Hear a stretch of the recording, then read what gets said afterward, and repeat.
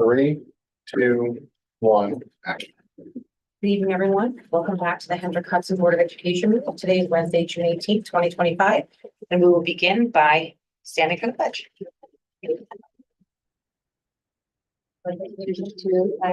the United States of America, to the republic for which it stands, one nation, under God, indivisible, with liberty and justice for all.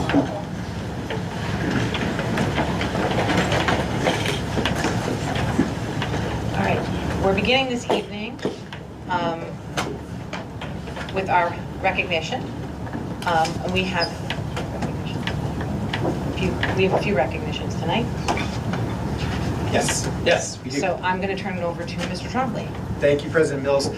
There's a energy in the air at June board meetings that you don't find during the budget meetings for some reason. But it's great to be at this time of the year, already looking towards next year, but taking some time to reflect upon some of the wonderful things occurring in the Hendrick-Hudson School District.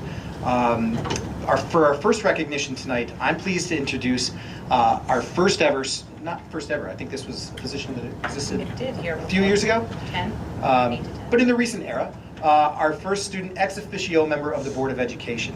So I'm pleased to introduce Chloe Madeline Hazeltine, who has been selected by her peers at Hendrick-Hudson High School to serve as their student representative to the Board of Education. So first let's give Chloe a round of applause. So Chloe's appointment supports a key goal of the board to include student voice in district governance. Her participation not only recognizes the importance of student perspectives and decisions that affect their education and well-being, but also empowers students by giving them a meaningful role in shaping their school experience.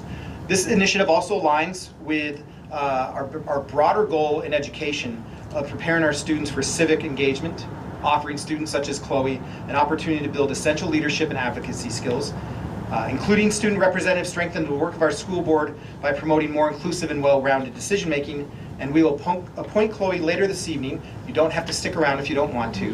We wanted to make sure that we could recognize you first, and then if you had to go home and study, you could do that.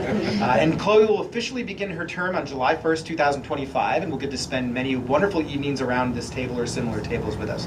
And I would like to invite Chloe to the podium to introduce herself to the board. So, Chloe.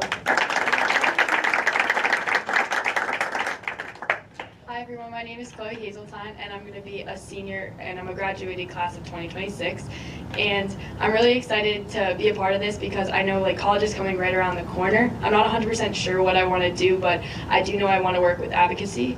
I find it very important. In Hen Hud I do work with the Sailor kids, so the special needs kids. I've been doing it since I was a freshman, and obviously there's so many more important things that you guys make decisions on, but I think for me it's important to give kids that wouldn't necessarily be here like this to talk about it, give them a voice. I think it's super important.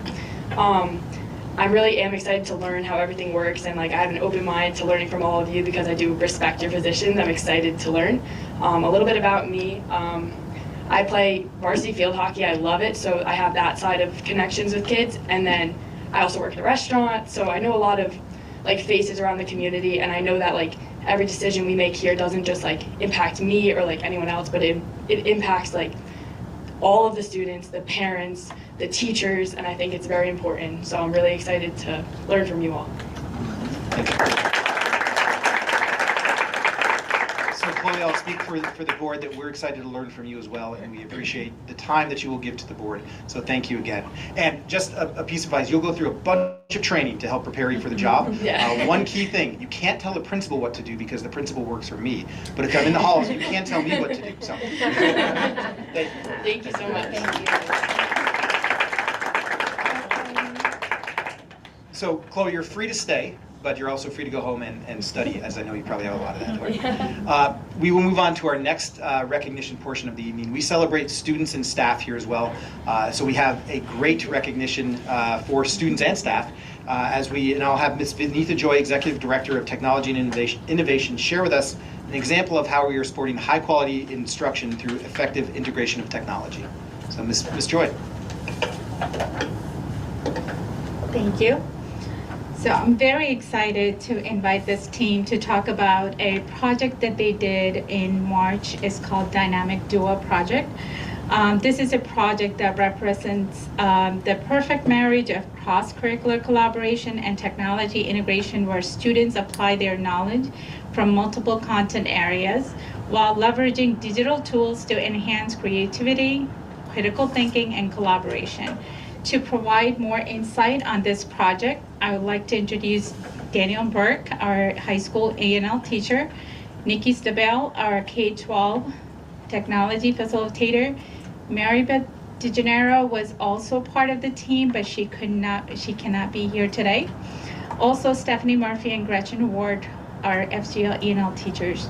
Joining the team are two of our outstanding, one of Carmen could not make it today, but I want to recognize her. She was supposed to be here. Outstanding high school students Victor Garcia and Carmen Romero, who has played an essential role in bringing this project to life. So thank you.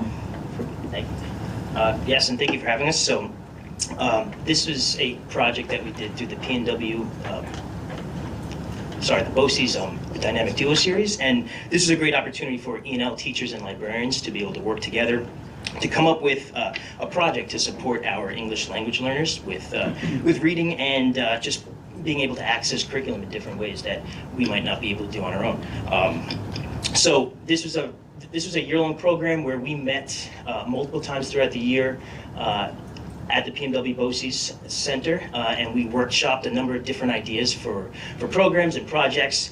And in our initial planning phase, we both knew that it would be really fun to pursue a project which would allow us to collaborate with another school in the district. And FGL was a perfect candidate.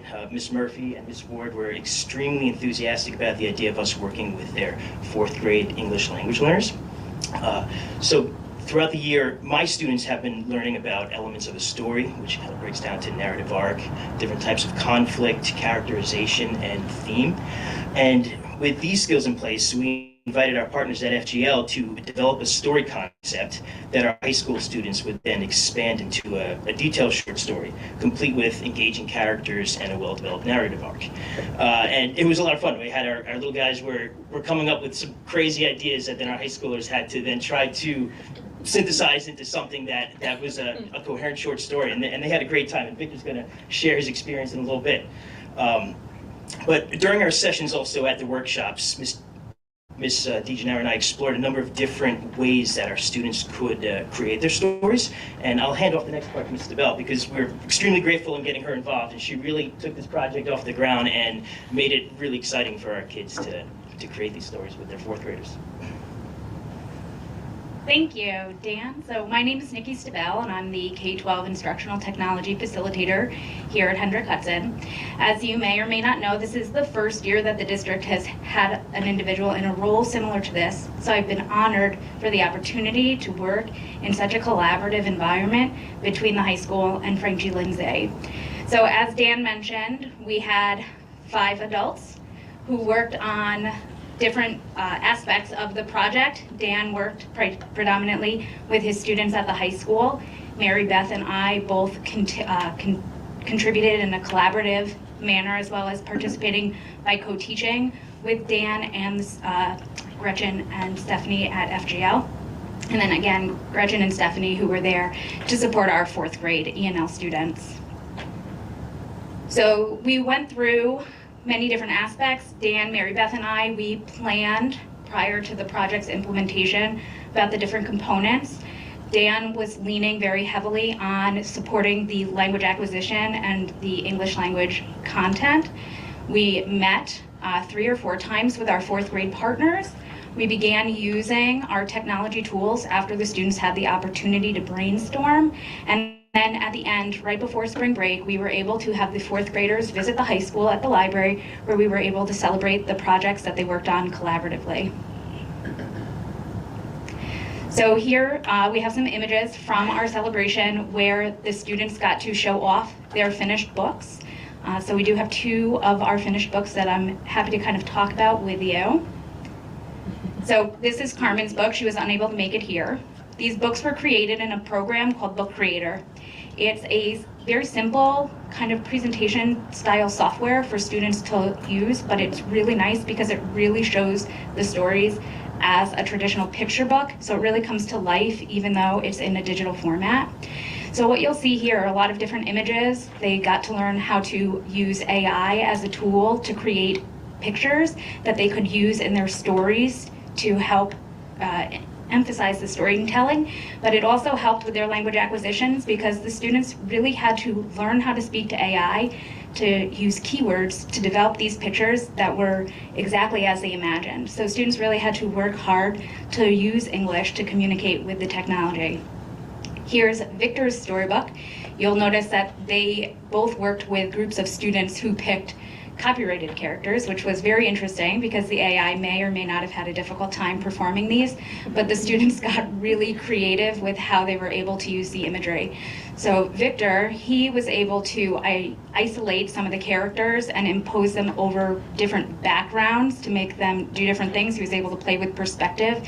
And these are things that although students can do by hand, the technology really makes it easier for them to bring their visions to life.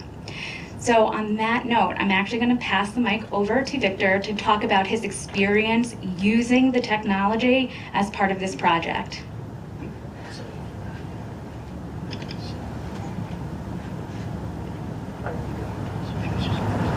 Okay, hello. I would love to introduce myself.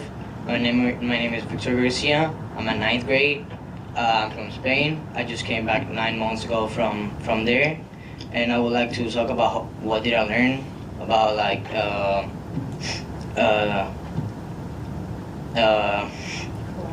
collaborating with the 4th graders. I learned how their mind can imagine all those thoughts that are a lot more than any teenager by working with the 4th graders. I found out that the challenging part is always the decision of the many ideas they think about. The 4th graders are fantastic students, which also make the conversation with them easy and comfortable.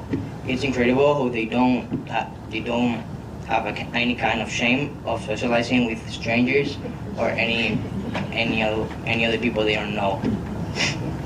Also, working with AI was fantastic. You always have to talk about what you exactly want and specifically the image and the situation to make it work. And that's it.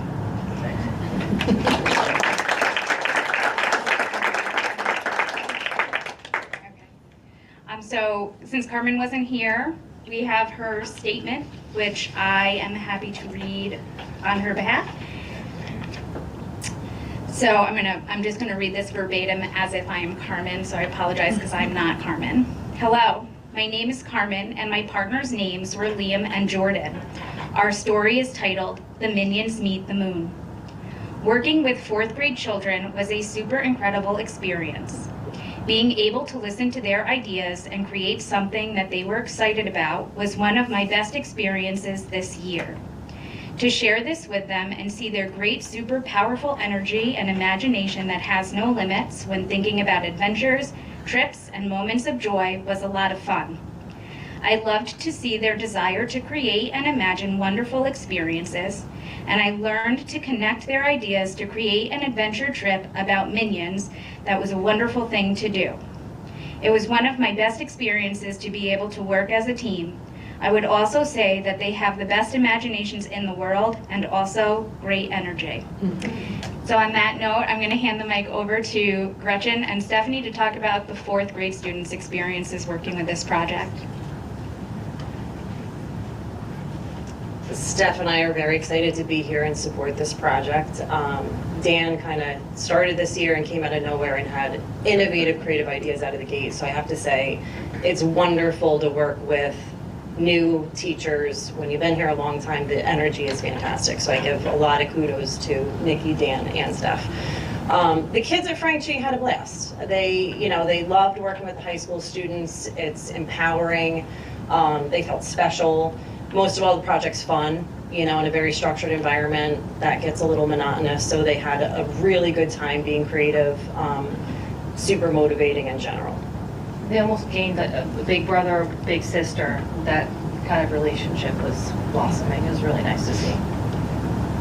There's peer modeling, relationships, boosted their self-esteem. It really helped between campuses to give them a little bit more ownership, not over only a Frank G, but then look at, hey, there's another whole campus and soon I'll be there, and it kind of helped them expand a little bit.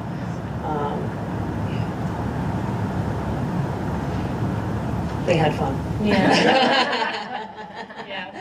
They really did. They really did. So Dan said, hey, how about we come over once a week? And then it was like, yay, it's Wednesday, you know, it's our day. Yeah, and of course, English language helps when you have someone to chat with that respects you, right? So the little kids learned a lot from the older kids modeling both Spanish and English, right? And the older students reinforced as taking that leadership role with the little ones. So it was fantastic. So we have cultural exchange. So with the both ages and cultural groups, this project encouraged sharing backgrounds. While fostering respect and understanding. And as Gretchen said, language development. So the group, they practiced English in authentic and meaningful ways, which accelerated the vocabulary acquisition and language confidence. So they were really able to speak Spanish to each other and English together, and it was really nice to see. So we wrote about their social and emotional growth, so it built their empathy, leadership skills, and self-esteem. It was nice to see them just coming out of their comfort zone and just being able to talk to each other. It was really nice to see. Oh, okay. And then as for book creators, the program, Steph went ahead, really learned with Nikki as the leader teacher with the program, and Steph took it to her third graders, and they created a project using the same software about a country. And then Steph said, hey, get your group down. So all of the third graders had exposure to the program, and we're really excited to use it again next year and just like roll it out more, because it's just a great program.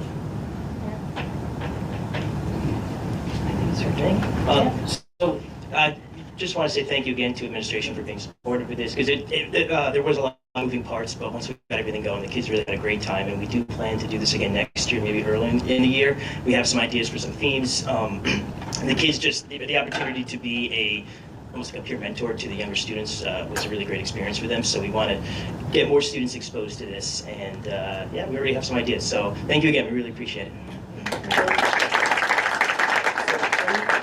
Please stay at the podium.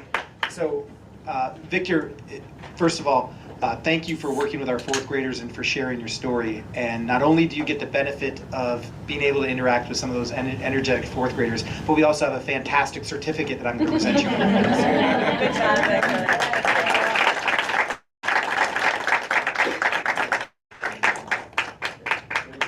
Can we get a picture of Victor? You got your parents? Yeah. Okay. Mom, Dad, we'll get a picture with Victor, and then everybody, all the teachers as well. So, pretend like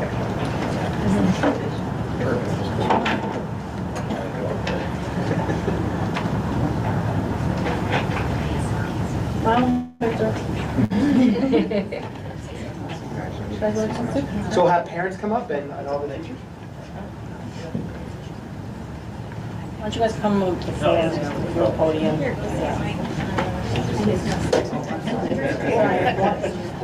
That's okay.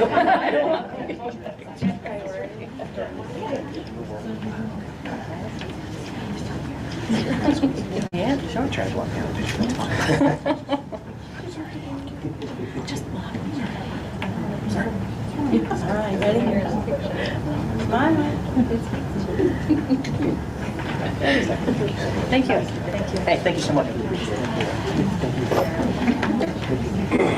Stretch. Thank you.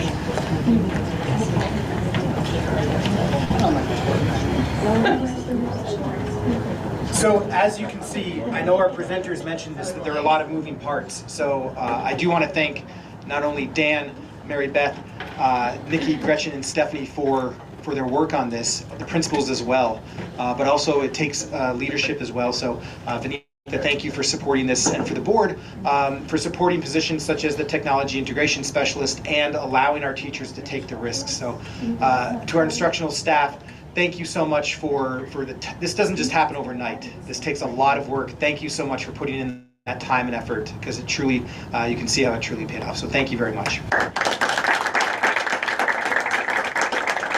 And we have a very exciting meeting for the remainder of the evening. You're happy to stay, or you can take this break to step out and enjoy your evening. So thank you so much. President Mills, I'll turn it back over to you. Okay, this brings us to our hearing portion of the evening. So we have 2 hearings tonight where we will, anyone here in the public is here to speak on them, or we can discuss them. The Code of Conduct and the District-Wide Safety Plan. Carmen, do we have anyone signed up to ask questions? So while we're waiting in this pause for the hearing, I'll turn it over to Mr. Trombley. Sure. Thank you, President Mills. So tonight we're asking the public to participate in a public hearing on 2 annual documents that are reviewed and renewed and approved by the board each year. One being our District Code of Conduct and the other being the District-Wide Safety Plan. There has been a great deal of collaboration and input into the development of these plans. In terms of the Code of Conduct, we started early on in the spring, back to January, where we asked our administrators, so that's midwinter, we asked our administrative team to review the current Code of Conduct based upon living with it for about a half a year. We then asked the administrative team to bring it to their site-based teams. Those site-based teams were allowed to provide input on the Code of Conduct. And then also we brought that back then to our district shared decision-making committee, who provided its input. And now we present it to the public. It's been posted for approximately 30 days for public comment, and tonight we hold the official public hearing. So while it may seem that this is a document that is just living on our website, there is a living and breathing aspect to it that we value the input on, because this lays out in real terms our expectations for how all members of our educational community behave and interact with each other. So that's the Code of Conduct. Yes. And at the same time, we'll give you background on the District-Wide Safety Plan. So the District-Wide Safety Plan has been developed by a stakeholder committee which a number of our board members serve on. So Lauren Stanko and Jeremy Basso serve on the District-Wide Safety Committee. And that committee meets monthly under the leadership of Amanda Dos Moscalo, who is our Altera security consultant. And we review annually how our district responds to various safety and security events. This is the plan that is the forward-facing safety and security posture of the district. Each building has confidential building plans that are derived from this district-wide safety plan. Those plans are confidential in nature, obviously. We don't want to share how we respond to certain situations with the general public, but they are reviewed at the building level. The Board of Education reviews them in a confidential manner as well. And these, the district-wide plan is approved by the board after, similar to the Code of Conduct, public comment period and public hearing. Those building safety plans are submitted to the state after board approval in a later meeting. We're going to put that tonight. The district safety plan, yes, the district safety plan will be approved tonight, but the building plans will be approved at a later meeting. Okay, we have no questions, so we will move on to the next, to the consent agenda. I think you should approve the district-wide safety plan. Approval. Yeah. We're also approving the consent, the code of conduct as is. All right. Do I have a motion to approve the code of conduct as stated? Motion. So the code of conduct is a policy. Yes. So it's down in the policy area. So let's go to it during policy, because then you can either decide to waive the second reading of policy. You have to. So let's wait to do that in the policy area. It is, yeah, because it's not in both areas. Yeah. Okay. This one we're just going to do the district-wide safety plan. Does it get changed from draft, like once we Yes. approve it? Got it. So we'll go back to that. You're going to do the district-wide safety plan right now, and then down in policy we'll do the code of conduct. Okay. Do we have to have the code of conduct draft approved by July 1st? No. Okay. District-wide safety plan, then we will be approving. Do I have a motion to approve the Hendrick Hudson district-wide safety plan draft? Motion. Second. All in favor? Okay. And again, this district-wide plan is available for public review on our website as well. All right, and that moves us to the agenda. Do I have a motion to approve the agenda as stated? Motion? Do I have a second? Second. All in favor? Okay, this moves us to the hearing on the public non-agenda items. Is there anyone? There is none. Okay, thank you, Carmen. That moves us to the consent agenda. Does anyone have anything to pull from the consent agenda this evening? I do. I do too. Jeremy, 6.5, professional personnel. making a motion? Motion to pull 6.5, professional personnel. Do I have a second? All in favor?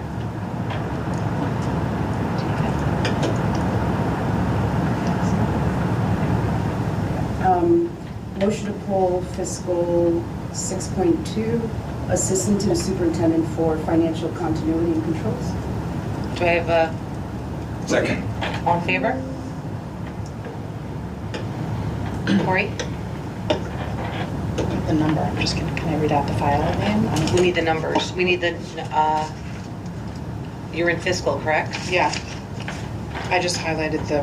So it's fiscal 6.6, it's 6.4 fiscal and then, Or 6.4 fiscal. and then name the articles too. Oh, I see. 6.4 fiscal, resolution to establish employee benefit accrued liability reserve fund. Make a motion? Made a motion for the one?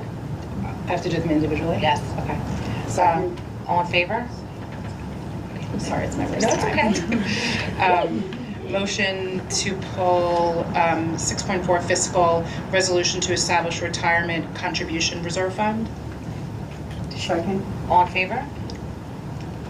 And motion to pull 6.4 fiscal resolution to establish retirement contribution reserve sub-fund for TRS. Second. All in favor? Okay, thank you. Point of privilege. Yes. Just to confirm, we're pulling under general the resolution to the assistant superintendent for financial continuity and controls. Is that what was pulled? Approval. Yeah. Okay, thank you.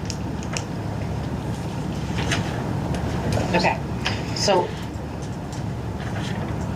we need to approve the remainder of the consent agenda. Carmen, do I have to read each of these? No. Okay. Okay, the rest of the consent agenda without the items that we pulled. Do I have a motion to approve the consent agenda without those items? Second? All in favor? Okay. Do donations, or you want to move into this first? Would it be the board's preference to review some of the pulled items from the consent agenda? Yes. Okay, so I'll start off first with a very happy resolution that we get to discuss. So this evening, it gives me great pleasure under the consent agenda, which was under the consent agenda, but not anymore. This was under It has been pulled. personnel. We will be appointing Dr. William Toro as our next principal of Blue Mountain Middle School.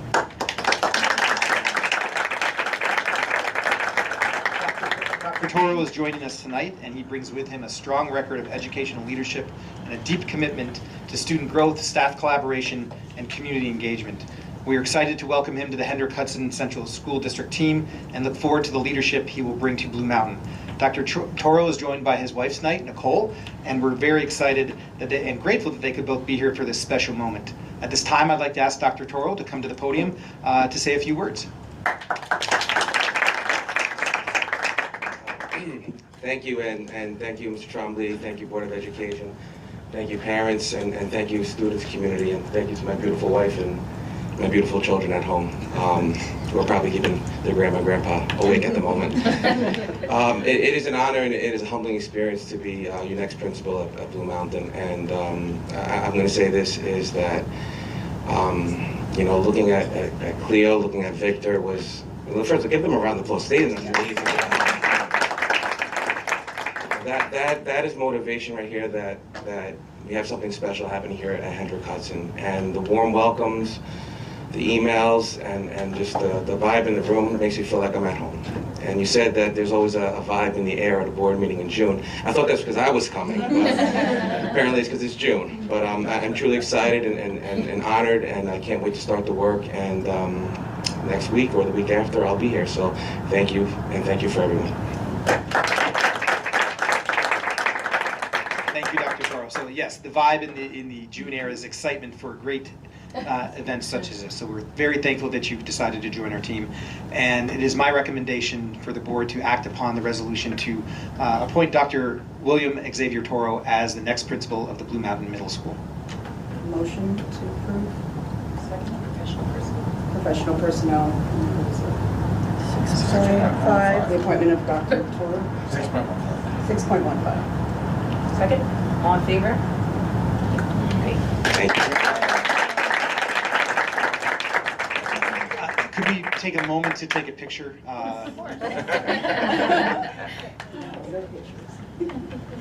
Thank you. Appreciate it. Thank you so much. Hold this handshake for a second. Smile. There you go.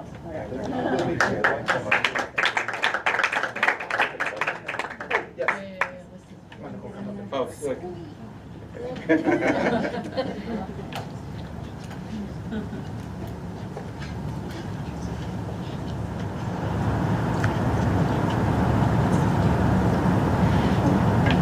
Well, they always tell me I gotta get a headshot. Oh. Everybody says that to me.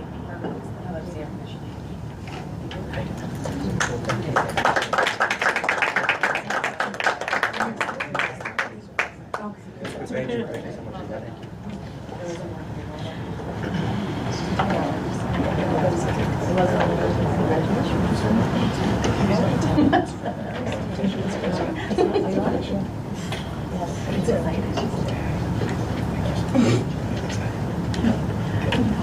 So at this time, I will discuss the resolution pulled from the agenda to establish the creation of a position assistant to the superintendent for financial continuity controls. This recommendation is being made to support our financial operations throughout the district. We have a commitment, and previous boards have had a commitment to ensure transparency, fiscal responsibility, and long-term fiscal stability moving forward. And this position is a position that I'm recommending to support that for a temporary part of time in the 2025-2026 school year. The position is also recommended by a recent internal audit that internal audit that recommended that there is a thoughtful transition as we welcome on Kimberly Roaring, our Assistant Superintendent for Business, taking over for Ms. Jill Figuerella, who's currently serving as our interim Assistant Superintendent for Business. That recommendation has been a frequent recommendation on previous audits, and we want to make sure that we adhere to that. In our particular situation with the loss of revenue from Indian Point, we have been making a conscious effort to provide financial projections to make sure that there's long-term financial stability, and this position will foster and allow Ms. Roaring to focus on building key relationships with stakeholders, learning the operations of the business, at the same time that we have a plethora of tasks that the business office engages in over the summer. For instance, we start our internal audit closing out this school year from a financial standpoint, occurring before Ms. Roaring even begins. So we want to make sure that we have a seamless transition between Ms. Figuerella and Ms. Roaring, and this position will enable the district to do that. And I'll yield any questions, if there are any. No, but thank you for explaining. And so it would be my recommendation to approve the resolution establishing the position of assistant to the superintendent for financial continuity controls effective July 21st. And just as some context, this would be a temporary position to support that transition. It would not be a permanent position as it stands right now. It's recommended for up to not to exceed 120 days to support that transition next year. Do I have a motion to approve resolution assistant to the superintendent for financial continuity and controls? Motion. Do I have a second? Second. All in favor? Perfect, thank you. And then finally, the board through ballot action this past spring did pose to the community the establishment of certain fiscal reserves to support that long-term stability and financial operations of the district. And we are making recommendations to fund those established reserves this evening, and I'll ask Ms. Figueroa to explain some of that detail. Right. So as the community approved those, the budget, I will be recommending that we establish reserves as part of our closeout for this year. And right now we only have the reserve for the Indian Point funds in our reserves. We also have established a repair reserve. These are from the past, but as we are learning that we are having to pull from reserves to balance budgets from year to year, it's important that we also establish reserves to cover some of our other expenditures should there be economic downturn at some point. And I think this is a responsible thing to do. So we're recommending the retirement reserve. Actually, we're just establishing it. It's not really a recommendation. It doesn't have to be voted on by the public. What it's doing is allowing us a place to park our reserves in, not just put it all in one bucket, and to make sure that it's designated for certain purposes. So one of them is the retirement reserve, and there are two. There is the teacher's retirement and the employee's retirement reserve. These are significant expenditures from year to year in our budget. They are also somewhat unpredictable. The percentage or the contribution that the district pays towards those reserves fluctuates from year to year. And this can be a place where we are stuck in the budget for trying to find funds from year to year to fund those things. So the teacher's retirement reserve, there's a limitation to this reserve. Our annual contributions are limited to 2% of the compensation that we pay to teachers annually, and we can't exceed 10% of that over time. The employees' retirement reserve does not have a designated amount that we can go up to. Right now, we're at 0, so we'd like to put some money in there with remaining funds from our spending, fiscal spending, savings from the annual budget. We always have contingency funds built into our budget every year, so these are the funds that would go into these types of reserves. The other one is our employee benefit and accrued liability reserve, also referred to as EBLAR. You'll hear us refer to it as that. It's also a place where we can put, for instance, if we were to shut down the school district at the end of the year, what would our liability be for the employees that exist in the district now? Accrued vacation time, accrued sick time, things like that, that we would owe out to employees should we ever shut down at the end of a school year. It gives us the ability to pay any compensation out to employees who may be terminated or on a leave. And so this is another good reserve to have in our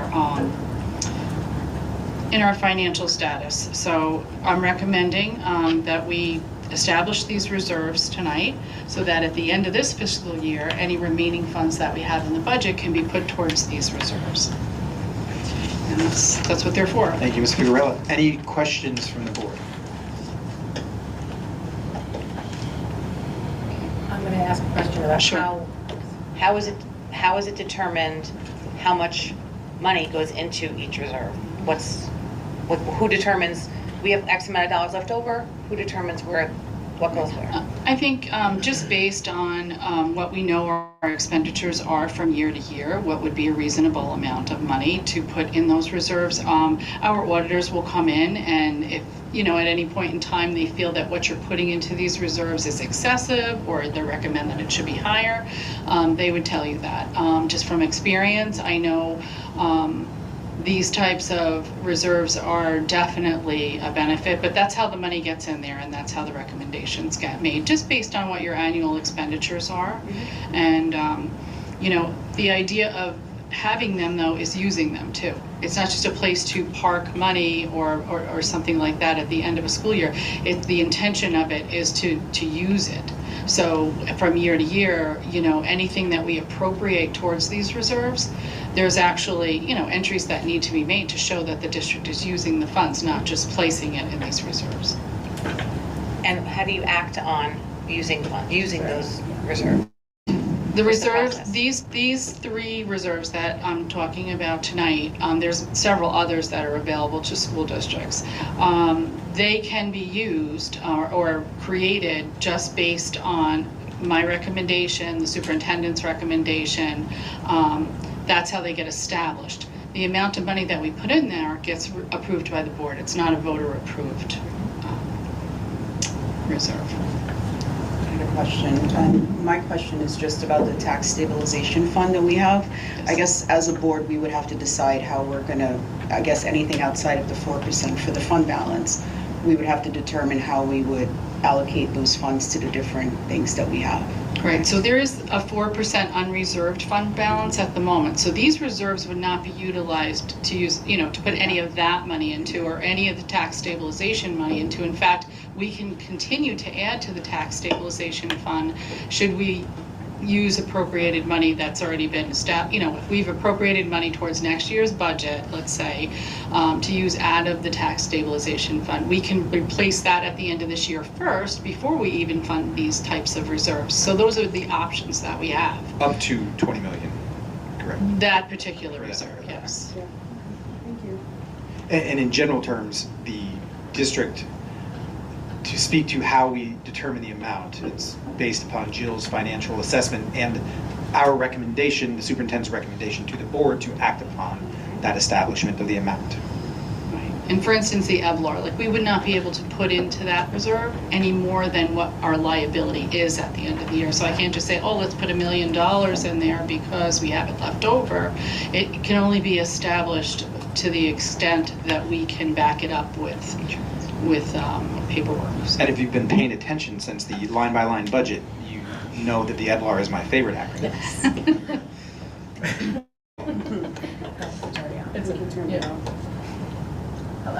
I just wanted to confirm, so these three resolutions currently don't have a dollar amount attached to them. They do not. They do not. No, tonight we're going to recommend that. Just the establishment of them. And then the next step, sorry. Go ahead. I'm going to recommend the establishment, but I also, as part of my responsibility as the Assistant Superintendent for Business, before the end of June, I have to make a recommendation based on what I know at this moment and what I think we may be able to reserve in them. That's part of our audit. It would be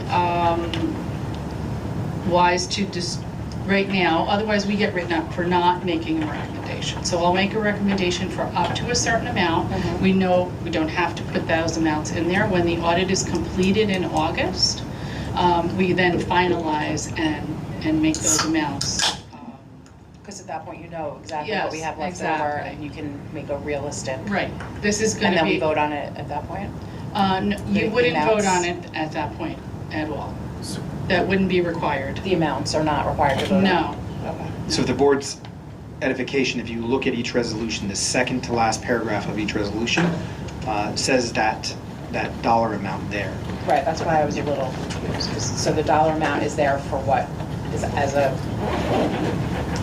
So I have to establish an As a amount. recommendation. Yeah, as a recommendation up to a certain amount, and it has to be a realistic amount of money that I think we're going to have left over in the budget. And then through our financial reporting each month, you can see that balance of that, correct? Oh, yeah, you'll see the reserves are existing. They'll be in the audit report. They're not being, they're only the names of them are being established with an up to amount for tonight. When we come back in August, after the audit is over, we will have a definite amount of what those reserves, exact amount of what those So it reserves could end are. up being less than like Oh, the 700 or yes, whatever. Yes, the audit recommendation is to say up to what amount. Don't try not to go over that amount when you get there, but we will talk about it some more at the end of the audit. Great, thank you. And this is, so just for background, in December of 2023, we concluded an audit that we had done. We had someone we had Don Hoffman come do a review of our financial situation, and it was brought to the board's attention at that time that we needed to, it was recommended to us that we establish reserve funds at that time. Right. So this is working towards that goal, because we were holding it all in our general reserve fund. So this is helping us make sure that we're solvent financially, but also making sure that the money is in the proper reserves. And his presentation, I just went and looked at it again earlier today. It's not so specific, but it's pretty general. But at the meeting, I think there's legal reserves we don't have. There's a whole bunch of different pockets of reserves that we haven't established. So this is moving us in that. Yes, school districts are allowed by statute a number of different reserves to consider, and some of them have to be voted upon by the public to establish, others just are board resolutions. So the board has, since that presentation, has established a number of reserves to help with the intent of remaining stable and fiscally responsible going into the future. Any other questions? So at this time, I would recommend the board take action on the resolutions to establish the employee benefit accrued liability reserve, the resolution to establish the retirement contribution reserve fund, and to establish the retirement contribution reserve subfund for TRS. Do I have a motion? Motion. Do I have a second? Second. All in favor?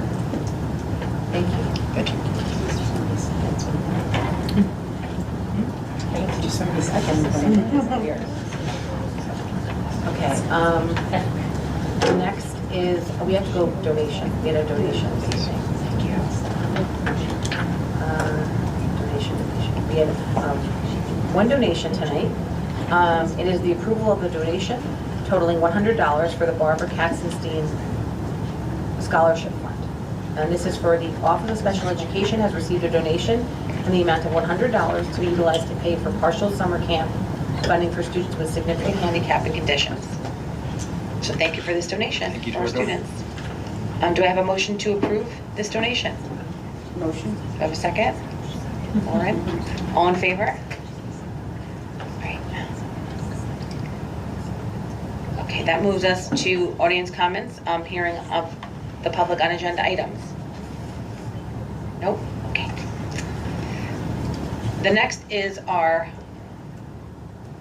district goals update. Thank you, President Mills. So as Greg pulls up our presentation, I will take the board back to almost a year ago, 8 months ago, in August, where we took time to identify what direction the district was going to take in terms of planning out measurable goals and objectives for the school year. And we had discussed at that time that these goals help to codify our priorities and how we will spend the majority of our time, talent, and treasure from our staff and from our budget to accomplish what our community would like us to work on. And so we as the administration took time to look at strategic aims such as our strategic plan, our mission, and our vision, and we had decided to ensure that the best possible way to continue to move the district forward to meet our mission and our vision and our strategic plan was to take goals specifically from that strategic plan. And so that is the direction we took last year. So we always begin everything with our mission, especially when it comes to reporting on our goals. The objectives of this presentation are to provide you with an update on our progress towards those goals. This is the second progress update. We did an initial sharing of what we thought the goals were. We provided a mid-year progress update, and this is our summative or end-of-the-year update on where we stand in terms of the goals. There's still a few weeks left in the school year, so we are busy working on all of those goals, but wanted to give you a status update as we head into the final days of the year. We also will discuss a process for setting our goals for the 2025-2026 school year. And Greg, we can go to the next slide. So did everybody get their homework? So I did send out a form to our board. I'll pull that up here real quick. I gave the board homework. So Chloe, be prepared for homework. To do it here. Yes. So what I will do is if you check your email, you should have received a lovely message from me earlier today. Yes. So if you have a chance to check your Hendrick Hudson email.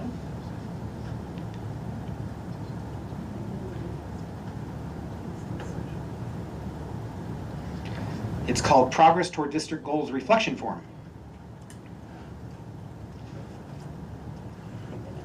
So Greg, I'll send it to you real quick.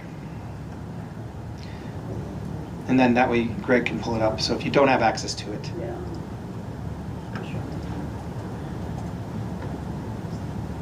See, as a teacher, you always want to plan for misunderstandings or things not going the way you planned.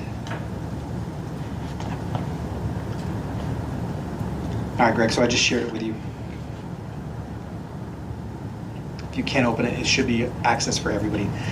So what I'm going to ask you to do once we are able to open that form is I'm going to ask you to think about any observed progress you've noted that the district has made towards initiatives in the strategic plan. In the form that you're going to be receiving, you have a web link to the strategic plan. I will show the public where they can find that as well while you're working on that. I also would like you to provide your feedback as to where the district should focus continued efforts, perhaps next year, in meeting some of the items in that strategic plan. So in essence, we're asking you, where have you seen us meet our goals this year, and what would you like us to work on next year? And also, any other thoughts or ideas you may have for advancing our district goals. What we will do with this form that we are demonstrating to the public, the lifelong learning aspect of being a board member, but also to help inform any questions you may have as we present our update, is in a few weeks, our administrative team will meet to begin to set out our draft goals, which we will then present to the board sometime over the summer. We will use this feedback that you give us from this form to help establish that. If you don't want to take time to, Greg, if you could scroll down right there. If you could take time to talk to your table partner, so that's the person sitting next to you, that's teacher talk, to reflect upon these 3 questions right there. We'll come back together in 4 minutes and 19 seconds. Go for it. Yes?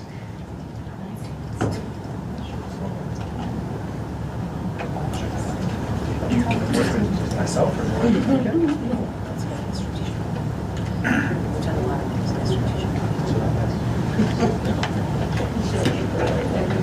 where do you think we've accomplished goals?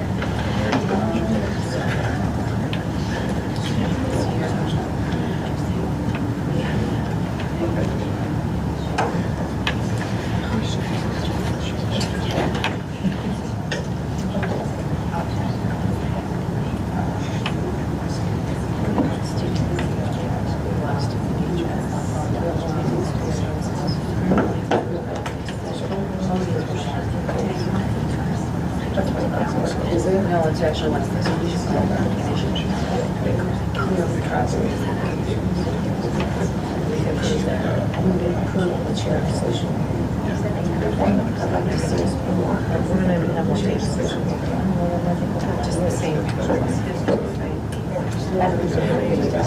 So board, you have approximately 1 minute and 19 seconds left. Again, focusing on where you've seen progress towards our goals from this year and where you think we should focus our efforts next year.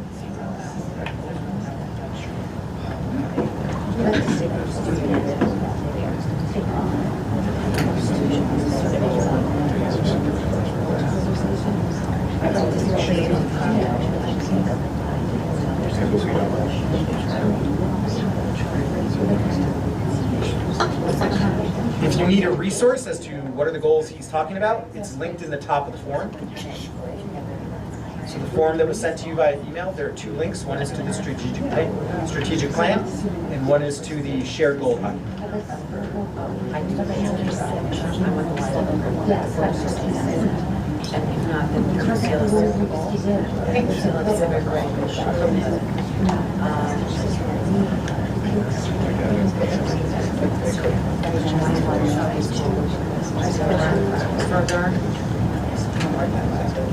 Student So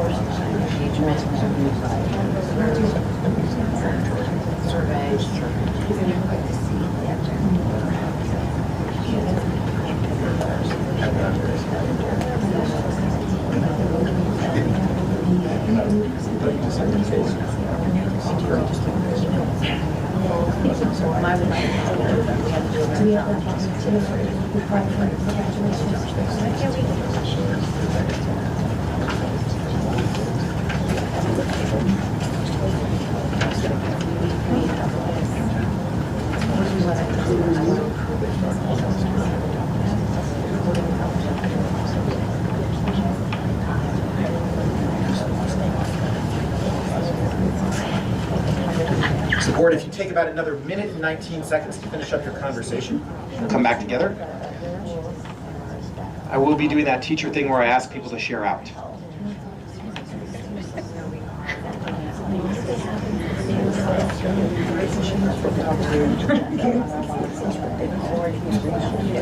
Yeah.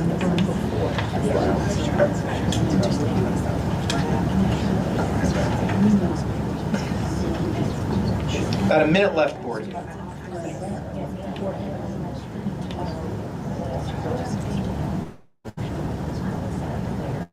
I have a word count?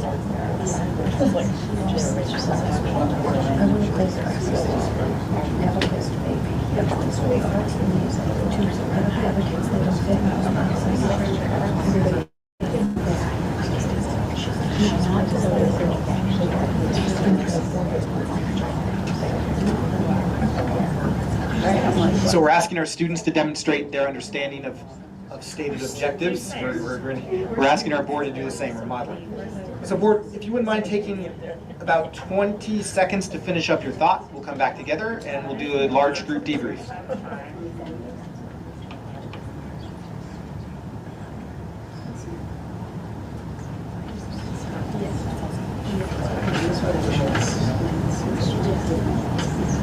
Okay.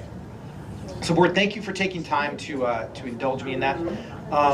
Greg, would you go back to our slide deck, please? Do you want me to submit this now or? You can submit now or later. So board, if you wouldn't mind sharing out, if you feel comfortable, anything from your discussion about where you have observed progress towards the initiatives in our strategic plan. And just to refresh anybody who may be new to our district or who hasn't watched with bated anticipation every presentation we give, we aligned our goals to the strategic plan action items to ensure that we didn't have conflicting or wasted energy. If we felt that if we had a strategic plan established, that was shared understandings of where we wanted to see the district, and we as an administrative team aligned our efforts to meet those action items out of the strategic plan. So Lauren was volunteering. All right, well, this is our joint effort of answers here. So the first question was, what have you observed progress towards initiatives in the strategic plan? We thought the site-based teams, I know the meetings that go on in the district, the different committees and who makes up those committees, such as staff, community members, board members, just all talking, collaborating, and making an effort to make improvements on all different areas. Where should the district focus its efforts for continued growth in addressing the strategic plan? Maybe the MTSS process, just to review more data and see if things are actually, improving, or if the data is correct on certain things, and how we can, improve. Right. Thank you. So you specifically gave us feedback on action items around a few of the pillars. First of all, student engagement and shared decision making. So those are two of our pillars. So thank you. You will receive 10 gold stars for your effort. You can pick them up at the end of the year. Anybody else care to give us feedback before we begin my boring presentation? Well, my feedback is going to be How do I actually access the? Strategic plan PDF? No. No. I got that. That I have memorized at this point after doing this since 2000, and I don't even know why. I think I know what you're going to ask. The dashboard. Sure. So great question. So the dashboard was a document that showed the current action, all the action items listed from those pillars and the associated, just to get the terminology right, initiatives. There were specific action items under each of those initiatives. There is a large spreadsheet that was on the website that we had a discussion in August. What do we update? Do we update that sheet, or do we update perhaps easier to read document? And the decision was made that annually we will update that document. And so what we will do at the end of this year is Denitha and I will sit down and we will take the data provided by our department heads, our building principals, our administrative staff, and we will take a look and go back to those action items from the initiatives and fill in the progress to keep a place where it's a repository of that status. So this is current. When you say this, so This district building department yes, is current. underneath on the strategic plan website, you will see our shared goals, a document that we'll pull up later. That is the actual living, breathing, working document of our current year goals, which came from that larger initiative document that had all the action items listed out. Okay. And our administrators took time, they stayed with me through my crazy, and they all had to learn the nomenclature and the numbering system of that spreadsheet. Okay. And I can see that the cabinet members who are here are flashing back to that. We have to do it again in a few days. You know, we appreciate that. I think, so from Stephanie and I discussed, we've done a lot more outreach. I think student engagement is definitely up. Chloe is a result of our strategic plan, because this is one of our initiatives. I think another initiative was to bring a student onto the PTA, and I think we've done that. We want to give them more real-world experiences, and I think we're moving towards that. One thing that we haven't fully engaged is bringing to, and we have the seal of civic readiness, which we have established. I mean, there's a multitude of things. I think it's important. What we may have to maybe improve upon to continue these efforts is to, I think we should really be exploring, and this is one of the initiatives, is bringing back an internship program, especially for our seniors. I know there is part of it tied to the seal of civic readiness. I think bringing back a WISE program for our students, I think it's mentioned in there, would be a great opportunity. And I think it's really important as we move forward in this, as we have established all these real world experiences and all these different ways for students to engage, that we can make sure that there is access to all students. And I don't know how that's done, because that's not my job, but so that all students know that there are opportunities for them, so that we're not getting the same students over and over again, we're engaging more students. Because, you know, there's some students won't raise their hand unless there's something they're really interested in. They don't want to give their time unless it's something they're really interested in. So that would be my feedback on that. And then, you know, shared decision making, site-based teams, I think there's always room for improvement there to make sure that we're reaching. We have to make sure that we're getting different parents, not always the same parents, different staff, not always the same staff. The good news is the shared decision making plan outlines who is on those committees, and there are 2-year terms. So we have that outlined and established. I think that's working. It's a wonderful thing when systems flow into each other. Yes. The thought exchange was a huge one. We would love to utilize it more. I actually would think, Stephanie and I were just talking students, if we could get a student thought exchange, I think we should utilize it for budget. It's an easy way for parents and students to give quick feedback. Yeah, I mean, and I think people will get used to it. I think the more it becomes part of our culture here, people will get used to them, and you may start getting the same, 120 people, but it's better. It builds engagement. It changes a culture. Parent Square was a huge thing, because it makes your chosen language, the language you receive your communications in. I think our communication overall has improved. I think we actually went a little bit further. We had a lot of communication as parents. I only have one student in the high school, and I get a lot of communication. I would love, and I've been saying this since we were on the strategic plan, since we started doing this, that we really should look at bringing back HHCSD happenings, which is one email once a month on the first of the month that is every single thing from every activity in a building all the way down to the sports schedule in one email. That was like, I think that was a parent Bible here for a long time. And as wonderful as all of your communications are, it gives you a quick, what's happening on, June 1st. I'm wondering why there's so much laughter when we say that. I think because there are people that love reading all the updates. They love your perspective. They love our perspective. They want to hear from the board. They hear from, Josh does those wonderful emails every other week.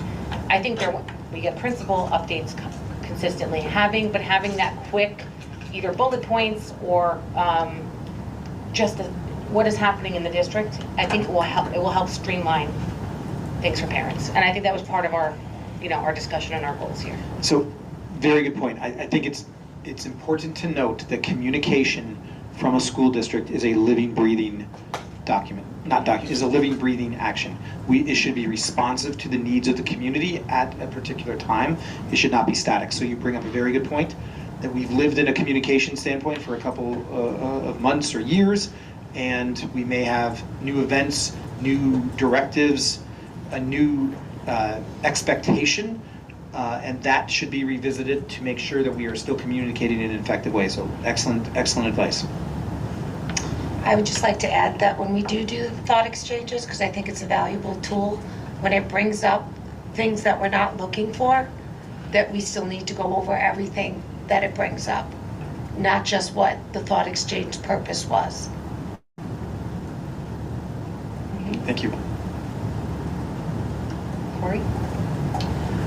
You mentioned a lot of the things that I was going to say, but I like to focus on communication. I think that it's about quality communication, not quantity, and I do think that the parents that I've spoken to are quite overwhelmed by by the number of, like you said, number of communications. So it's maybe doing an audit to reach out, whether it's via thought exchange or it's some sort of survey of some sort, that really specifically asks people, what they're, because I think we tested out the thought exchange and it was a little bit wider than it maybe should have been to elicit the specific action steps that we could, because we know people want texts, so I think that I was going to say from a positive standpoint, just glancing through the strategic plan and being a parent in the district and being on the board, I definitely think we all have made major strides with the real world experiences. Just seeing all the activities that are done, that, the opportunities that, await the high school, it just seems nothing like when I went to high school. It just seemed, what's happening right now? I'm listening. You lost your laptop. So I think that we're in a really good, did you need me to repeat what I said? No, I heard. And also, we also have the video too, so we'll review it as okay, you'll play it back. And that's the similar, I think the access, students have to know that it's there, and how do we bring them to that? Yeah, to me, it all comes back to communication, because it's communicating to the students. What are your options? And they're a little overwhelmed too. So they're also savvier than us in a lot of ways, in terms of, so I feel like we lean in to probably, to Chloe and get, your advice on how best you think, your fellow classmates would like to hear what the options are other than on a website or, ask her what her classmates think about not having access to their cell phones during the day when they use it. No, I'm not. No. To how they use them. So the state never asked the kids how they use their cell phones during the day, right? So Schoology, Parent Portal, there's things that they use them for during the day. So changing meetings. We have to. They get a lot of communication as well, whether it's on their phone, whether it's on their devices. And they can email. It would be helpful having her, because we have to do the policy, so it would yes, but I don't know if we have much wiggle room in the policy, but it would have the sample. Yeah, they gave us a sample, but I think it's things like that, how can their experience with the communication be better? And you haven't looked at Schoology yet, as a parent, there's different sections, there's calendars, it's a lot for them at one time. It's a little. Is it just for the students? there's a parent version that we can see on there. But it's like there's a learning curve to it, and it's a lot of communication. That's where they get all their information. It's a different than Google Classroom. No, it's Google Classroom. It's different. It's like it's the high school's version of Google Classroom. Can I ask a question? Why do we use two different platforms? Why do we get the kids used to Google Classroom in the middle school and then migrate to when there's such a big learning curve? And it's such a big transition from middle school to high school. So as a recovering director of technology, I will try to give my answer, and then I'll get the right answer from Vinitha. I would assume that we want to get our students used to multiple platforms, because they'll probably in the real world be used to multiple platforms, but I'll give Vinitha the floor for additional context. So Schoology was already here before I came in, but we also have looked at that system before I came here in other districts. The way that I had tiered in my previous district was Seesaw as a learning management system for K2 for little kids. Then 3 through 8 was using middle school. 3 through 8 was using Google Classroom, and then facing into a more college level type of platform. So Schoology is that. A lot of colleges don't necessarily use Google Classroom. They use Canvas. They use Canvas, or Schoology is actually used. I meant to say a lot of colleges don't use Google Classroom. They use Schoology, they use Canvas. So we wanted to give them that experience. I'm assuming that was the direction that high school was going in. We did have a lot of pushback at the beginning because I'm not exactly sure how it was rolled out, how much training was done. So we have done a lot of training. The first year that I was here with the teachers, I know they are now more immersed in Schoology than it was a couple of years ago. I honestly think it's getting them ready for college and career ready type of environment rather than Google Classroom. I know my kids use Google Classroom. It's not the best for that age group. So Yeah, that would be my opinion. and Schoology has like their clubs are in there. There's a calendar for their clubs, for their meetings, their tests. It is, and now that my son's in college, I have seen his Canvas account. I actually think Schoology might be better. Yeah, it's very similar. It's similar, yeah, it's similar. The Schoology, for I had a thought here. The training for Schoology, when you go from the 9th and 10th grade, right? When they go from 8th to 9th grade, what does that look like? So I have tried, I can probably ask Lauren to fill in, but I know one of the things we have tried to do is building in some of that 8th grade in 8th grade. We have talked about possibly transitioning to Schoology in some of the classes at the end of 8th grade, if that's a possibility. I have actually reached out to our STEAM club at the high school to do student-led training for incoming 9th graders. We haven't really put any of this in place yet, but these are some of the ideas that I have pondered. So there isn't a training. It's also Hen Life. It's a component of Hen Life. Yes. It's part of this Hen Life 9th grade course. Oh, all right. But somehow they figured it out because the current Students- juniors didn't have training, and they in 9th grade, and they sort of figured it out. I can speak to But that. That doesn't mean you shouldn't. No. Figure it out. No. It sounds I like agree. you have a lot of good thoughts on it. Yeah, and then the other thing, back to the communication piece with this is, with Schoology, email, and Parent Square, and all these different platforms that we do have, is there any way, and I don't know, Vinitha, you may have the answer, is there any way for us to, like to Corey's point about getting the right data, getting the right information, opening? How many people are opening the Parent Squares? How many people are commenting on different things? Is there that kind of data that maybe we can look at to see what's working, what's not working, what's the most engaging, subjects, and to get a better idea of what communications our community values? So I know there was conversation this year from elementary school about printing report cards again rather than accessing the portal. And concern was they are not looking at the parent portal. And we did run a report to see how many parents are actually accessing the portal, and they're actually looking at the by time frame when the report cards are posted. It is a very good percentage. I think That are I know looking? that are looking. So just for that small percentage, I don't know if that's the right thing is to flipping it. So board, it sounds as if you want us to really focus in on communication as a continued area of growth. So we will definitely make sure that that is part of our goals as we focus on 2025, 2026. Please make sure that we do have quite a bit to do with the goals remaining, but I want to make sure we codify your feedback. If you have a chance to fill out that form, please do so. We'll also take the information from tonight as we prepare to meet as an administrative team in a few weeks.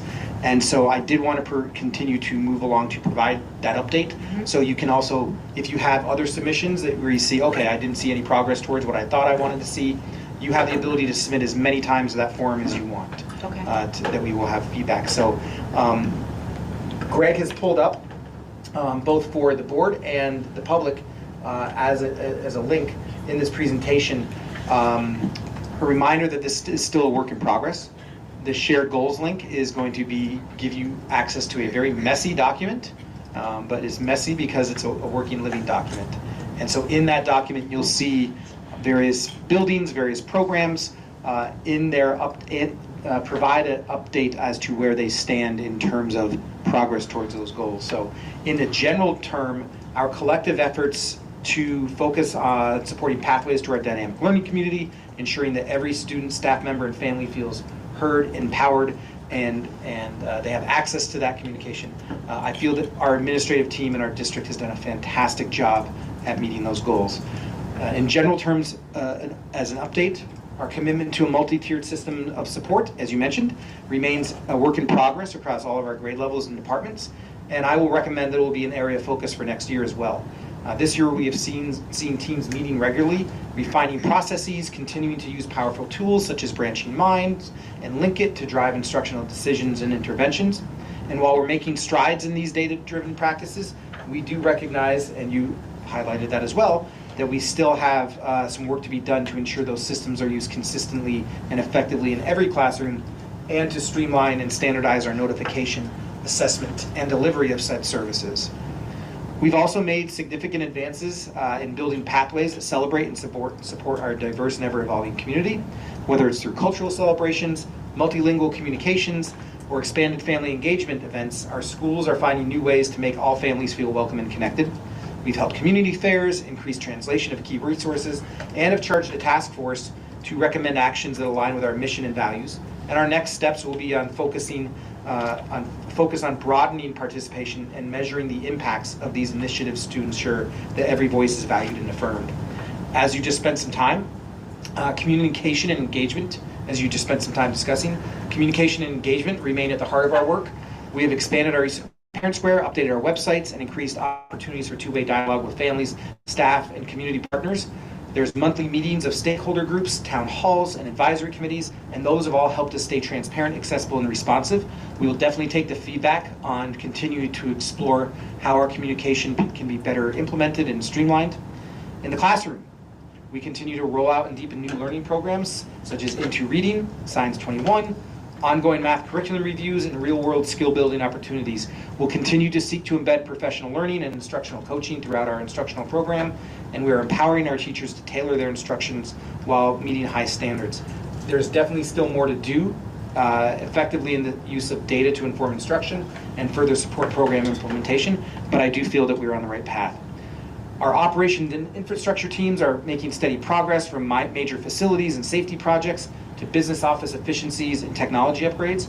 We're on track with bond and construction timelines, upgrading safety protocols, and launching new technology tools that support learning and, of course, communication. And finally, I'm very proud of our initiatives that build student empowerment and wellness. From executive functioning and social emotional learning programs to expanded leadership and advocacy opportunities for our students, we are helping them find their voice and prepare for life beyond our schools.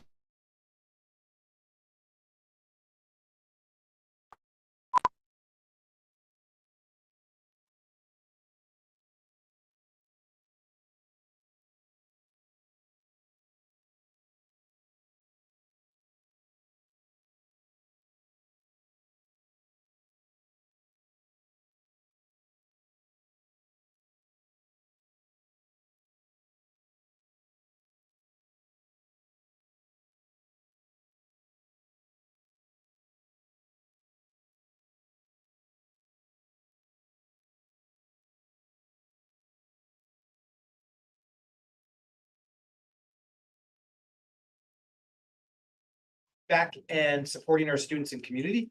Together, we are truly building meaningful pathways to every member to help thrive in our district. So what's our next step? We're going to take the feedback that you provided us tonight, the feedback that you're giving to us in our those forms. And that bottom bullet should say that Ms. Joy and the cabinet and I will conduct an update of our tracking sheet, but these are our next steps. We will, during the administrative retreat, we'll take your feedback. We will ask our administrative team to focus on various initiatives and objectives from each pillar of our strategic plan. We will remain committed to MTSS as a consistent goal and initiative, and we will provide updates next year as we have this year. So thank you for your time. Greg, you can go on the next slide.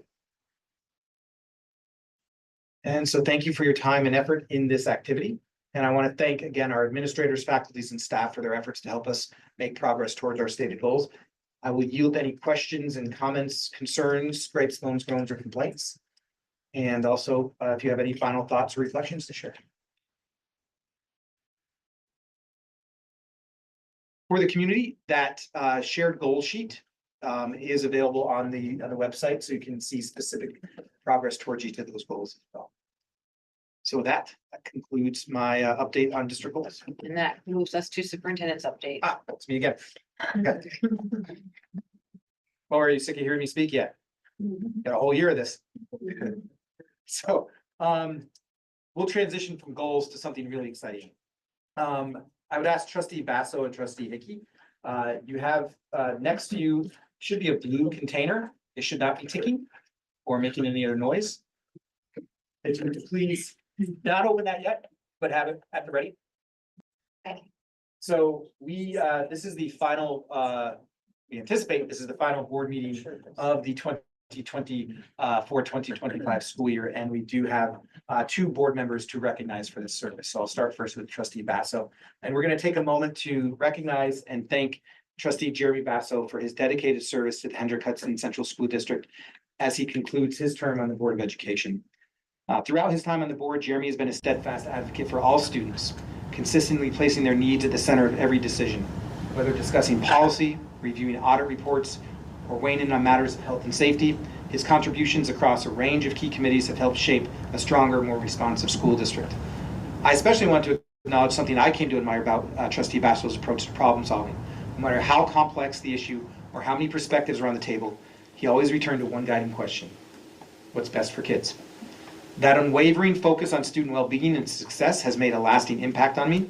And on behalf of the entire Hendrick Hudson Central School District, thank you, Jeremy, for your thoughtful leadership, your service, and your deep commitment to doing what's right for our children. We wish you best in what next to comes, especially with newfound time in your schedule on Wednesday nights or on the committee nights. So thank you, Trustee Basso. Have your gift ready? Yeah, we'll have your gift ready. So, ever the gentleman. We're also proud to recognize and thank Trustee Stephanie Hickey for her dedicated service as her term on the Board of Education concludes. Throughout her time on the board, Stephanie has exemplified what it means to be a reflective and student-focused leader. As an educator, she brought valuable and authentic perspectives to every conversation, ensuring that the voice of the classroom and the lens of teaching and learning were always part of the dialogue. Stephanie, your commitment to continued professional learning as a board member was evident in the way you approached your role, with curiosity, diligence, and a sincere desire to better understand the complexity of educational leadership and governance. Whether reviewing policy, it's all these exciting things, projecting financial decisions, evaluating programs, or engaging in thoughtful discussion about student outcomes, Stephanie, you consistently asked the kind of question that helped move our district forward and kept the needs of students at the center of the board's decision. On behalf of the entire school community, we thank Trustee Hickey for her service, her insight, and unwavering commitment to doing what's best for our students, and your contributions have made a meaningful difference, and we wish you the best in your endeavors, especially with some free Wednesday nights. So we have a small token of appreciation for you in the blue bag, and then a small token of appreciation for any partners that you may have in life in terms of flowers. So Thank you. Oh, and a cool certificate. Do you know, I just wanted to say that I ran for the board the same reason why I became a teacher. I wanted to make sure all kids received what they needed to be successful. And I didn't realize how hard it is to be up here and make decisions. Sometimes you make decisions and what you're really passionate about and what you think is best for all students can end up hurting kids. And I think that's where my biggest mixed feelings came from. So I just want to remind everyone that's up here that every decision you make has a yin and a yang and unintended consequences. And thank you. So every educator deserves an apple, and you now have your very own. Oh, thank you. Thank you. Thank Love you, it. Carmen, for designing these. Love It was my Oh, that's idea, nice. yeah. Very. I just Should be didn't know engraved how with to work. something. Are you sure it's not your wife's idea, Mike? I have creative ideas. Haven't you seen my slide deck? Thank you. Thank you. Would you like to take that? No. Okay. Okay. So, thank you both. So just a reminder, all schools, right back to it. All schools will be closed for instruction on Thursday, June 19th, as we observe the Juneteenth holiday. June 19th, or Juneteenth, commemorates the end of slavery in the United States. I'm a recovering history teacher, so stay with me, folks. On June 19th, 1865, Union soldiers led by Major General, that's 2 stars, Gordon Granger landed at Galveston, Texas, with the news that the Civil War was over and that enslaved people in previously designated areas of rebellion were now free. While the day has been celebrated since in various forms, it was first recognized as a federal holiday in 2021, and Juneteenth is widely considered the effective end of slavery in the United States and still stands as a powerful reminder of the ongoing pursuit of freedom, equity, and justice. In our schools, Juneteenth offers an opportunity to reflect on this important chapter in American history and deepen our students' understandings of the values of perseverance, resilience, and the continued work towards a more perfect union. While we are off tomorrow, we are monitoring and looking ahead at the forecast for later this week and into next week, and closely monitoring the potential for high temperatures that may impact daily operations across our schools. Again, ensuring health and safety of our students and staff remains our highest priority, and want to share a little bit about the proactive steps we are taking in preparation for that. So in alignment to new state regulations set to take effect September 1st, we are proactively implementing procedures that reflect best practices for managing indoor heat in school settings. Specifically, when classroom temperatures reach 82 degrees, our schools will implement heat discomfort relief strategies such as turning off unnecessary lights and electronics, closing blinds or shades, opening windows or doors for ventilations when appropriate, and utilizing fans and hydration breaks. If indoor temperatures reach or exceed 88 degrees Fahrenheit, impacted spaces when they become no longer used when practical, and students and staffs will possibly be relocated to designated cooling areas within the building. We are also taking additional steps to support safety and comfort during this time, such as reviewing our dismissal procedures should outdoor temperatures necessitate schedule changes, considering rescheduling or relocating events, ensuring the presence of a school nurse at off-site outdoor activities, and preparing rotating cooling schedules for classrooms to move out of the classroom into that cooling area that if their classroom does not have access to cooling, to a space that does when needed. We've asked our building principals to convene their building emergency response, or BERT teams, not as cool acronym as EBLAR, but our BERT teams will be meeting to review their procedures and some building specific events that may need to be adjusted depending upon the upcoming impact of any potential heat. We do appreciate the community's support and understanding. If conditions require adjustments, we will communicate as quickly as possible with families and staff promptly. The partnership helps keep us and our schools safe and responsive to changing weather conditions. Please do not hesitate to reach out to your child's principal or the district office if you have any concerns. Last week, I met with Town of Cortland Supervisor Dr. Richard Becker and Town Administrator Claudia Vahey for our regular leadership meeting. A highlight of that discussion was the outstanding work of 3 of our Hendrick Hudson High School students, Ms. Sophia Pereira, Michael Socorro, and Sophia Donikian. Thank you, Donikian. Sean They are all participating, I'm sorry? And Sean O'Mara. And Sean O'Mara. Sorry, Sean, and Sean O'Mara. They were all participants in the Town of Cortland's Youth Advisory Council.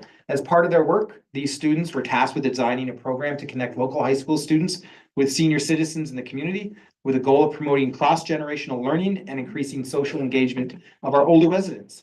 Their ideas, including cooking classes, card game tournaments, art workshops, were not only engaging but practical. The students took the extra step of collaborating in advance with the town's recreation department to begin a pilot program for senior center upcoming offerings.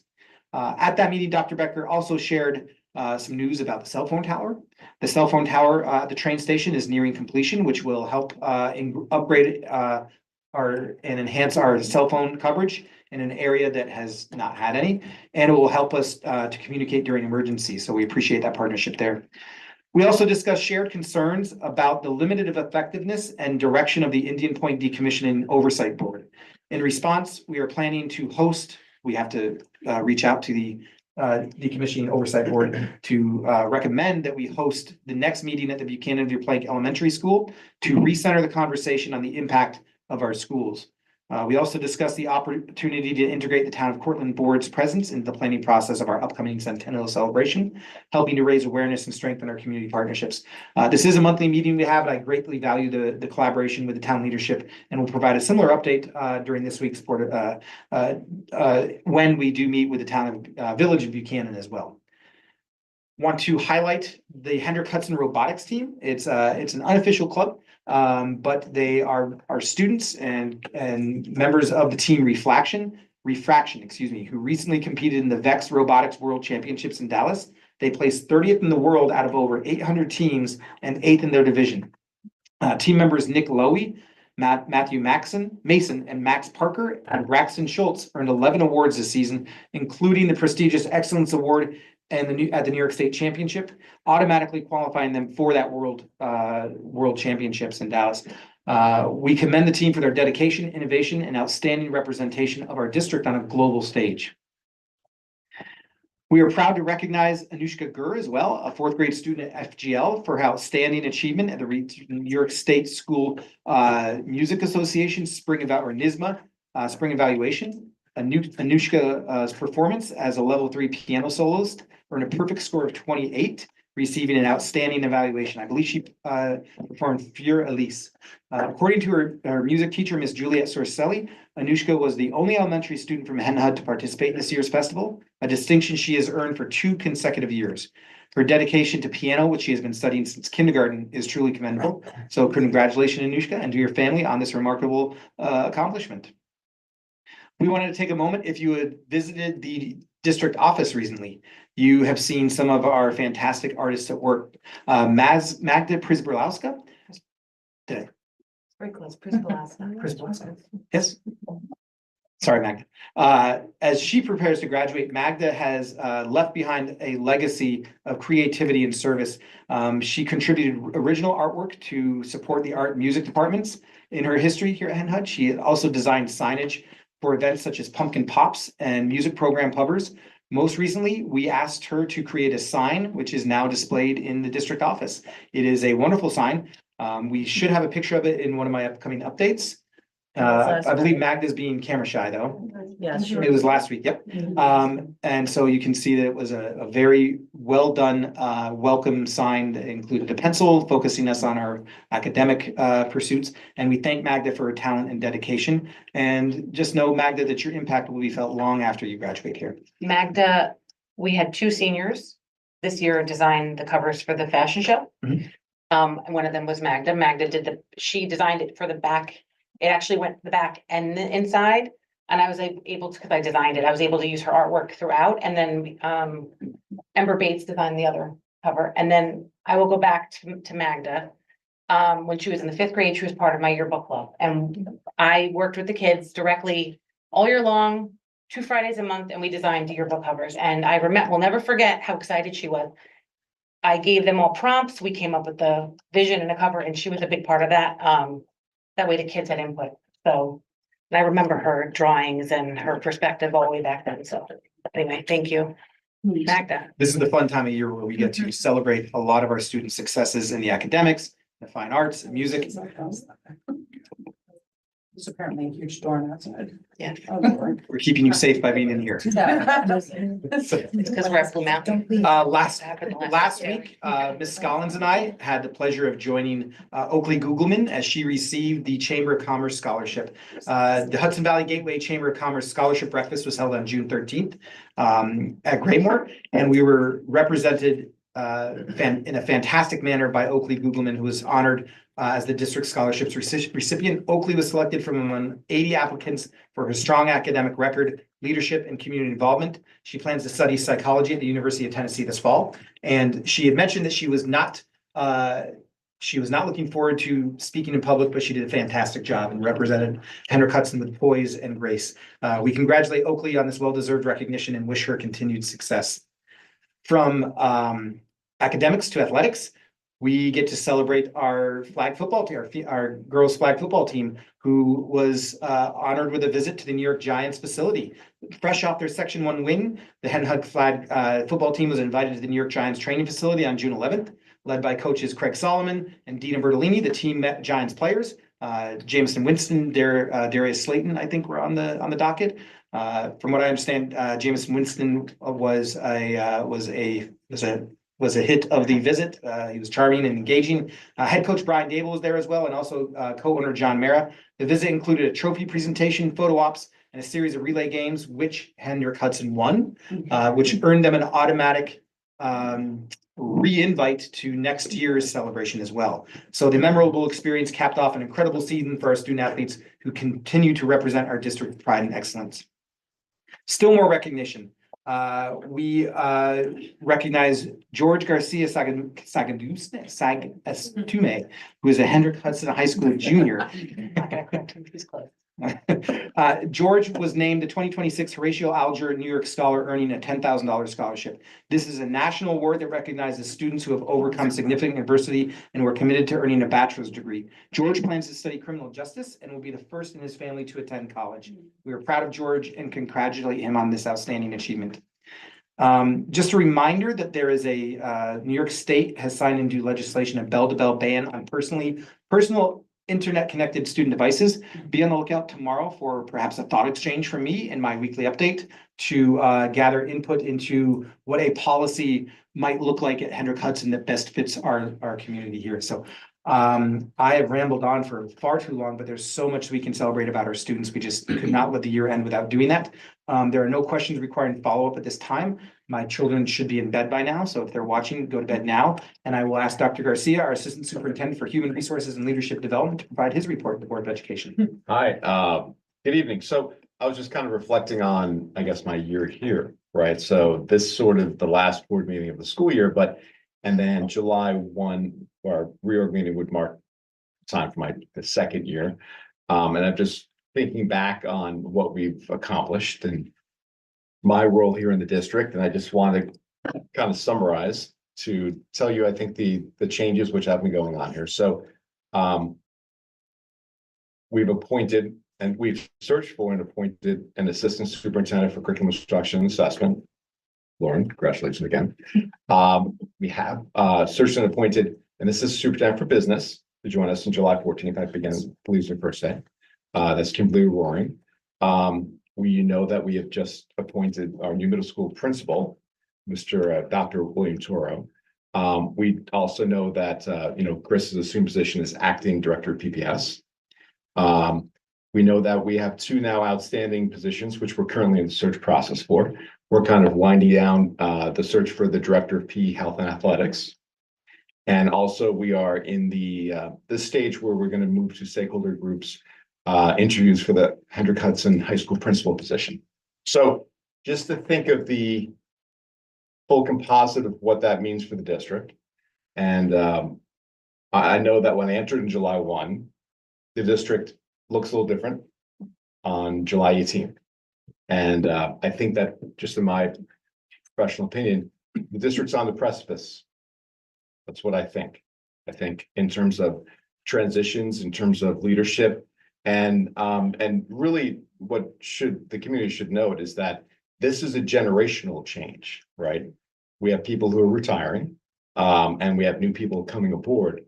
And that's sort of just the shift in the time. But the people who are joining us in the school district as leaders will be the ones who are making tremendous impacts on the next generation, the current generation, but really the next generation of teaching and learning that goes on there. So I'm proud to be part of that. And I know the work obviously is not done, but I just want to thank Mr. Trombley and the Board of Education for being active members in those searches, and also the community members who've been part of stakeholder groups and or focus groups or doing surveys. I think it's a pretty good formula that we've sort of instilled in the district. And it's also a very exciting time, I think, for the district. So I just want to thank everyone for that. Thank you, Dr. Garcia, and for your efforts in leading those searches and providing constant updates so the community is aware of where we are. So thank you, and we look forward to celebrating your 1 year in the district with many more to come. Yes. I don't get an apple yet. I never get an apple. I'm not a board member. I got myself an apple. I'm sure that visitors to your office might be able to find some. Yes, myself apples. You get an apple. Yeah, avocado is fine too. Me and squirrels, they love avocados. I'll now ask Ms. Vinitha Joy, our Executive Director for Technology and Innovation, to provide her update. So technology is having a lot of fun at the end of the year. Kids are having a lot of fun. But I'm not going to bore you with all those things. But one of the things I do want to remind you about is one of the changes we're making for next school year in Infinite Campus. At the beginning of each school year, we are required to have an annual sign off on certain things. So when I came into the district, that was not something that was being done. Then we had a system called EduVista that we bought because Infinite Campus was not able to do what I wanted it to do. In August, an annual form that goes out basically about FERPA, computer policy, code of conduct, they have to sign off on all of those things. Currently, we revisited Infinite Campus. They do have a way to do annual forms. The way that we wanted to do it is if you didn't do the annual form in time, then you don't have access to the student schedules when they are posted. So I really want to remind parents, it only works under the parents account. We see a lot of times at the beginning of the year when their schedules are posted, students are logging in and accessing the schedules, not necessarily the parents. We do want to drive parents to parent portal. So in August, there will be a newsletter that comes out that explains the new change. You will get a pop-up in August that says you have to complete the annual forms. Then once they complete, if they completed it early before the schedules are posted, they're ready. If not, you will start to get those emails the day after saying you did not complete the form. So those emails are annoying. To avoid those emails, you can complete the forms ahead of time. So more to come on that. We will definitely put a video showing how to do that as well on the website. The second thing is the events management system. It was something that the PTA have asked a couple of years ago to book our facilities online. So we've been working through the whole year. It took a while. It is now it's completed. The integration is completed. The setup is completed. I tested the system today. It is now up to, I'm kind of handing it over to facilities to start training staff. So people who will be approving those facilities information will need to be trained. So that's the next step. So I just wanted to give you a progress of where we are with that system, because there was definitely some conversations around that in the past. That's my update for today. Thank you. Thank you, Ms. Joy. And you're about to enter the busy season. So thank you. And thank you for all your efforts and your team's efforts to get us already ready for September. So thank you. I'll now turn it over to our Acting Director of Pupil Personnel Services, Mr. Christopher Moran. Thank you. I just wanted to highlight a couple of really fantastic celebrations this past month. On June 6th, we had our sailor send-off. Thanks to the board members and Mr. Tremblay who were able to attend. It was a great celebration of some of our departing sailor students as they age out of our program. And again, it's a fantastic program, so it was wonderful to see them celebrate with their families. Our peer leaders at the high school also met with our partnered with our sailor program and hosted some neighboring school districts, Ossining and Croton, with a unified sports field day. So it was a really fun day for a lot of our students, very rewarding for our students and staff there. Currently, we are very slowly inching closer to our indicator 8 parental survey goal. We're at 85%. We're very close. So again, I will just urge anybody who has a survey or may have had a survey and they can't find it, please contact the PPS office. I'll be glad to help you with that.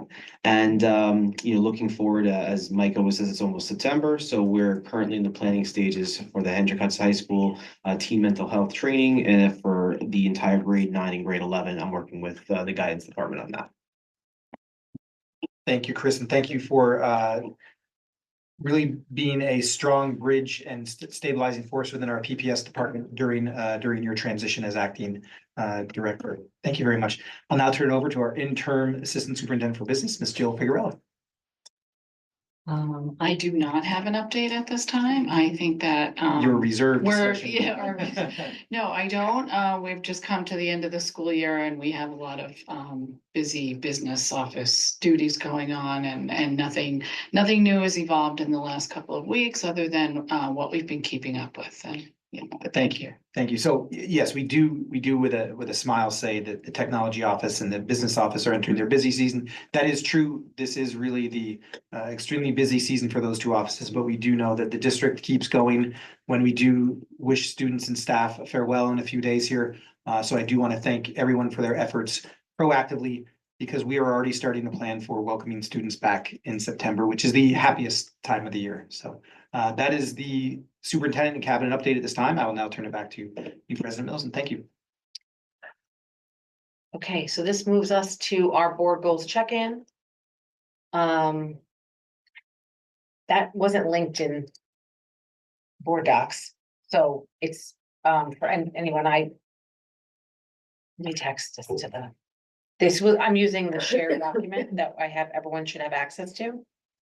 I'm gonna send it to Greg. Yes, please. Greg, I'll send it to you.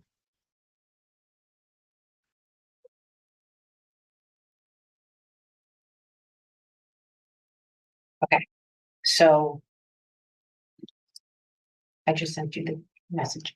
So the first goal was strengthen and enhance communication and advocacy to secure support for district initiatives. The second goal was revise 4,000 and 5,000 series policies by working directly with NYSBA. And goal 3 was to monitor progress towards strategic plan. So under goal 1, we actually had a bunch of action items that we had discussed earlier in the year. Strengthen and enhance communication, advocacy to secure support. So here's where we are. We can check in this way. Host regular community engagement events, hold meet and greets and or forums, attend district events to engage with the community, encourage open dialogue between board members, educated parents, students, and the broader community. So how do we feel we're on that one? Comments? I need to send this to you. We have access to that document. Hmm? I mean, I don't have access to it. It's also online under the board, So it's on the Hendrick On the Hudson District website? site, under Board of Education, and then under board goals. What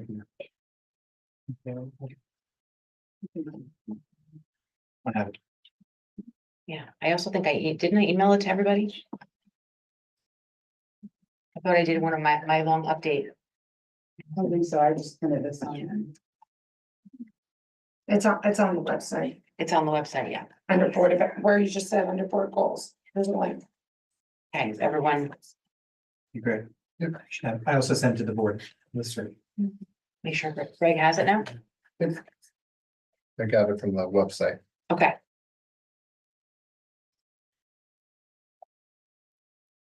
Okay, so that's where that was one of the first goal was the possible action items were to host regular community engagement events, establish an advocacy task force, attend and support school visits and meetings with elected officials, engage through email campaigns, create a process and procedure to include a student member on the school board, and email and social media campaigns.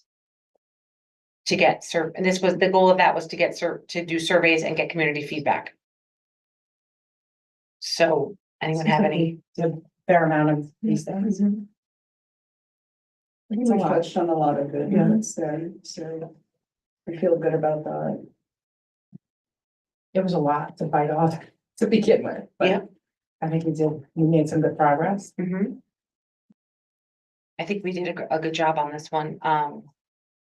I think ultimately, you know, a lot of this is our time, right? So we're all putting in a lot of time to be present and engaged and make sure that we're available to the community appropriately and we're not inundating them with information. So I think it's a balance, and I think we've done that. And I mean, Chloe is a testament to this work as well. So, you know, we made sure that was a priority, and we did that. Still here, And she's still here. Yes. She's off from school tomorrow. Anything not to go home to study. So I think we've achieved that. Our second goal, the second goal is policy, which was to revise 4,000 and 5,000 series. So we got through most of the 4,000 series. We are still awaiting the 5,000 series from NYSBA. So it's sort of held up, but I think and throughout this, I think this was our goal was to do the 4,000 and 5,000 series. We have to get through the 9,000 series. But in this, throughout this work, we actually were pulling from other areas as well. So we did a significant amount of policy this year, even without just getting through the 4,000. We will be through the 4,000 soon, though. We've been chipping away at them. So hopefully next year, if we do this as a goal again, we probably need to make sure that I think we did. We looked at the number of them. It really is dependent on when NYSBA gets us their recommendation. I think we have to start from the support coming from there. Yes, we had a late start from them too. Quite a bit from when we asked for it versus when we started getting. Yes. Because they have to review everything.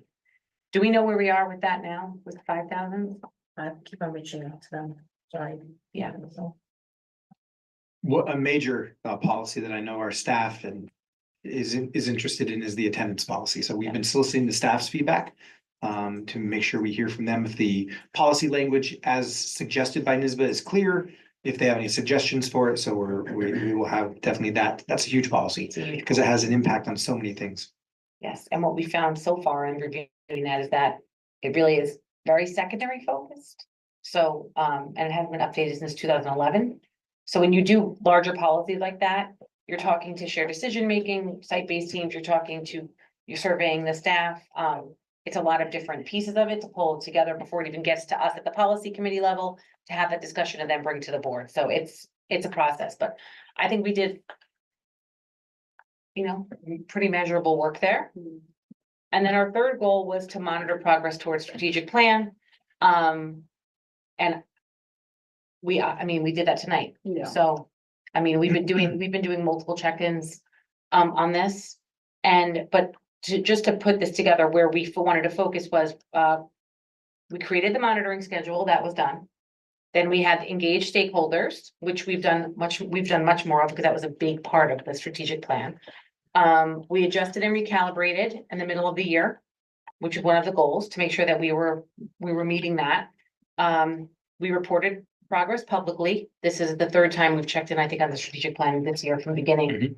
Third time. Amongst other times, we mentioned it a lot. And then celebrate the milestones, which is acknowledge and celebrate achievements along the way to maintain momentum and highlight the board's commitment to continuous improvement. And I think we've made great strides there as well, working with our leadership team to make sure we're doing that. So good job. Yeah, good job. Point of privilege. So I would like to commend the board. So I want to bring us back to September 11th, 2024. The board put thoughtful time and effort into deliberating for quite a bit. I think it was over the period of 3 meetings as to what the goals should look like and how they should be structured. If they were doing enough, if they were not doing enough, I'd like you to celebrate as you reflect upon, you had 3 goals here that were targeted, focused, and appropriate. Eric, you said earlier that's not my job, and that's really an example of trust that this board has in the district and a recognition of the fact that there is a role that the board plays, a role that the community plays, a role that the administration plays. And I've always been under the assumption that respect is knowing your role and living up to that and supporting those in others in their roles. So I feel that these goals demonstrate alignment towards the governance role that the board plays, because you are looking at things that are within your purview as a Board of Education policy, communication with your stakeholders, and monitoring progress. And that focus on those goals allows work to stem and flow in a logical manner across the district in other ways. So I commend you for I remember hearing words saying, well, I don't know if this is enough.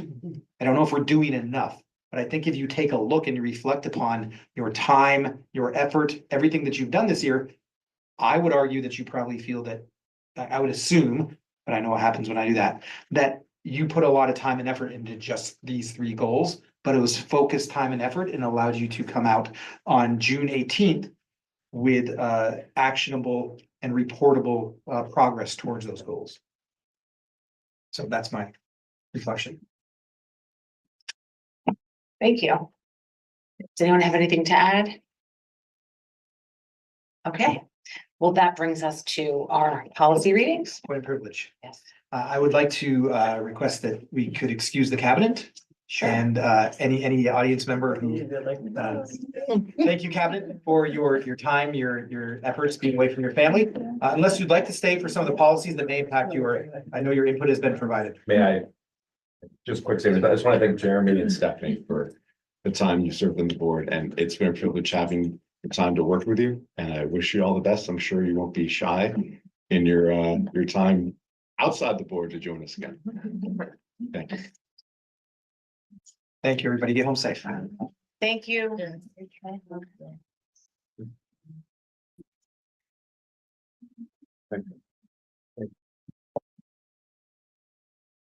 Chloe, thank you. Run while you can. It's like, I believe. This is the most exciting part. Yeah. So we're going to start with the code of conduct for the 2025-2026 school year. It starts with, this code of conduct was developed by a dedicated. Second. All in favor? Do you want to speak to me? Oh, sorry. Mika reminded me about that. So yes, this is the actual policy and wording of the document that the public hearing was held on earlier. So this code of conduct dictates our expectations for behavior and outlines how we can hold ourselves as members of the community accountable and others. So it's a shared understanding of that. Yeah, and within this draft policy, which was out for comment. Public comment, correct. We went through the process of some stakeholder input dating back to January. Administrators got their eyes on it. They provided feedback. They brought it back to site-based teams. It was shared with a larger shared decision-making committee and also open for about 30 days of public comment. Also included in this is the athletic code of conduct as well too, which is required by section 1. It doesn't look like much change. There's Only only a couple red. changes. Yeah, there's a couple of changes in there, not That's it. much. And we highlighted those changes just so people can see the new things that would be voted upon or acted upon. Yeah, the red is the new, right? Yes. So and there was new Technology. new copyright. Yeah, the new. That is a direct result of efforts of the board for updating previous policies. Yes. So that was updated and then Thanks to cross-referencing. I just want to make the athletic, do we know what page that's on?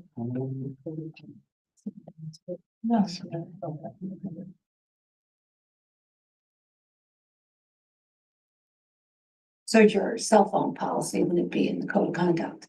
Until you I try think it. will Well, we I will have to eventually. add it. There are expectations to use of communication devices and electronic devices in the code of conduct. I can find you the exact page. that I already see. Okay. I was just wondering if that would end up changing. Yes, correct. Athletic handbook begins on page 48 of I'm the in there, I document. saw that, I got that. Okay, so, just so, we're good, this is a draft, we're gonna bring this back, we could either waive the second reading, or we have to decide that tonight. Mhm. So we can maybe think about this a little bit, but, so the whole thing with the code of conduct is that every student and parent has to basically agree, sign off on this. They agree to abide by it. That's a key distinction. You may not agree with it, but you have to agree to abide by it. And the reason why we Probably not waive the second reading then, because when people have an opportunity to. Yeah, I was I gonna mean, say. we had the hearing tonight, but I think we should follow our policy, I think. Just wait, what's the difference if you wait till the next one? Yeah. Does it jam you up as an administrator and have it done now versus in July, whatever? we support and believe in the democratic process. Yeah, I don't think you should.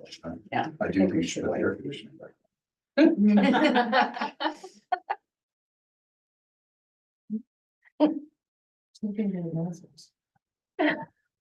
You guys can. So that wasn't really great for you. Yeah, I think we should wait and bring it back. Yeah. And then give people time to just review it, and if they have any comments, they can. It's long, so. All right, okay, so we'll bring that back. Now we're on the first reading of revision to policy 2121, board member qualifications. The qualifications, Motion to waive the reading. Second. all in favor? All right, so this is a revised policy. It outlines, what qualifies someone to petition to be a school board member, right?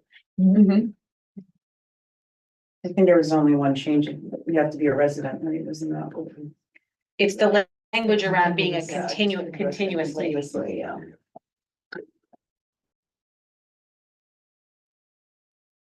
All right, so we'll bring that one back. The next one is the first reading to retire policy 0210 goes for instructional program. The Hendrick Hudson, Second. all in favor? Mike, do you mind reminding us why we're retiring this policy? It's because of another policy. Eric, if you look in the board docs underneath, when you click on the policy, it Mhm. tells what it's replacing. Other policies. Oh, I see it now. So whereas recommendation of the policy committee, the board. This is the first reading to retire policy 0210. It's captured in service. Because, yes, It's 4,000. It's captured in our educational philosophy and mission statement, and also 4,000 student learning standards and instructional guidelines. And that was a. Which we already approved. We already updated those both this year, I believe. Yes. Okay. So. Do we want to waive that second reading and just retire this now? Sure. Motion to waive the second reading for policy 0210. 0210. Second. All in favor? Okay. We need a motion to approve. We need a motion to retire policy 0210. Motion to retire policy 0210. Second. All in favor? Okay. Now, this is another one. This is the first reading to retire policy 4510, district copyright policy. Second, do I have a second? Second. All in favor? Okay, and this is another one we're retiring. We're retiring this one because it is addressed by policy 8650, school district compliance and copyright law, which we just updated that one last week, 2 weeks ago. So we could also waive the second reading on this retirement as well. Motion to waive the second reading of policy 4510. Second. All in favor? Motion to retire policy 4510. Second. All in favor? Okay. This is the first reading to retire policy 4527, Children's Internet Protection Act, Internet Content Filtering Safety Policy. Second. All in favor? This one is, retire policy 4527, and the policy is being addressed in policy 4526.1, internet safety. Motion to waive the second reading of policy 4527. Second. All in favor? Motion to retire policy 4527. Second, that one too. All in favor? Okay, this is the first reading of policy 4810, teaching about controversial issues. The Board of Education, Second. all in favor? Okay, so this one is a new policy, I think, Yes. recommended by NISBA. We discussed in policy that we felt that this was, so this is one of the policies, but we don't need this policy, right? It's not required. But it does give guidance around instruction and best practice for. It sets the intentions. We felt it set the intentions around how to discuss controversial issues with our students and how to teach them appropriately. So we thought this one was valuable to add. There was something brought up about adding examples of what a topic like this might, Yes, so what a controversial topic look like. you'd like me to expand. So, Mhm.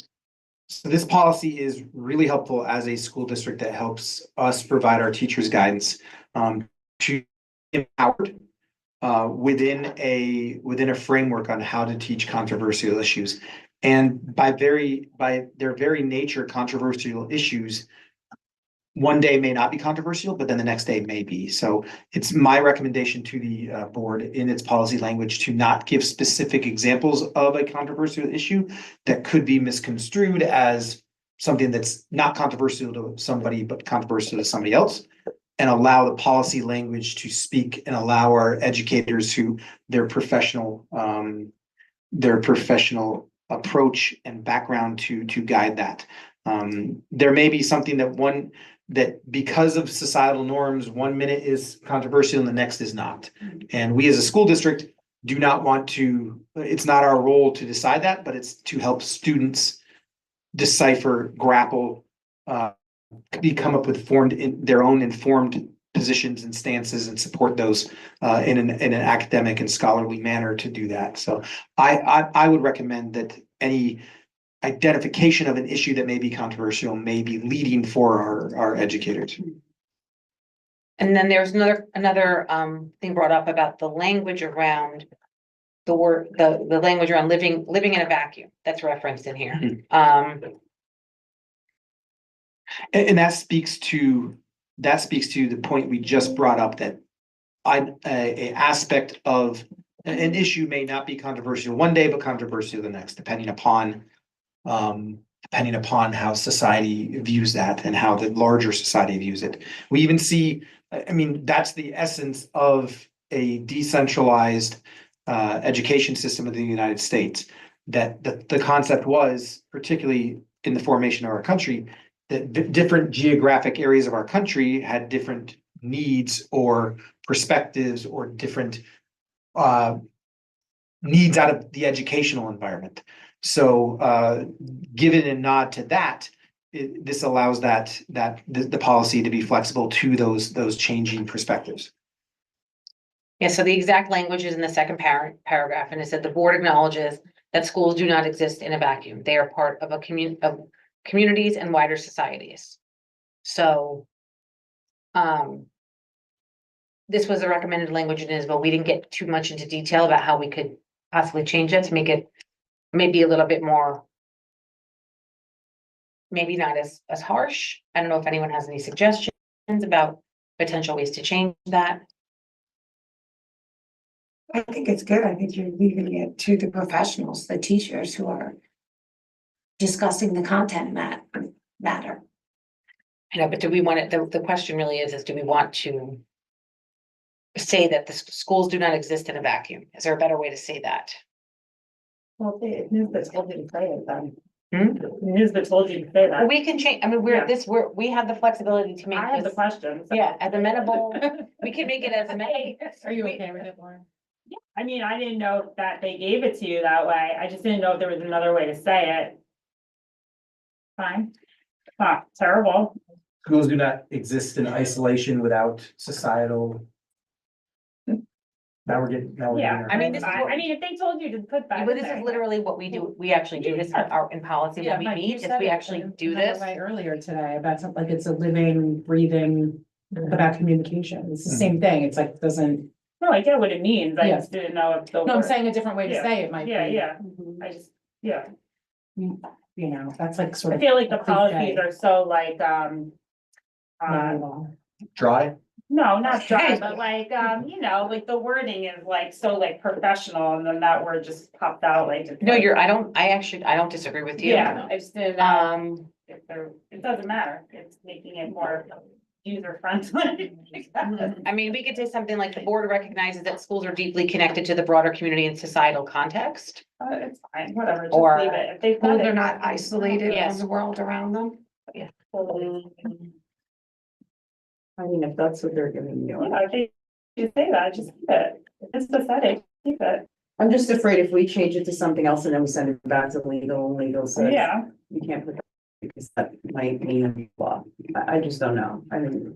I think, I mean, Vetted by their legal. it's up to, I mean, that really is up, that is really up to us. If we don't, that language there is up to us. And everything, we can push it back to legal if we want to change it and have them vet it, but Yeah, I think we should maybe find a different way to word that. all right, so why don't we?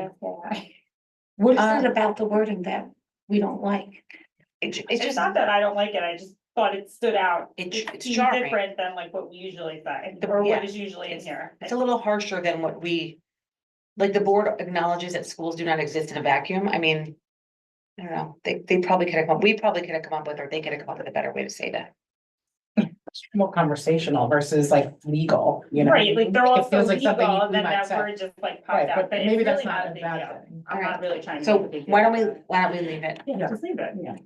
But I just wanted to, I want to make sure everyone's got their voice at the table and that everyone's questions are answered and we have. It just seemed different than what is normally in You're, there. you're right.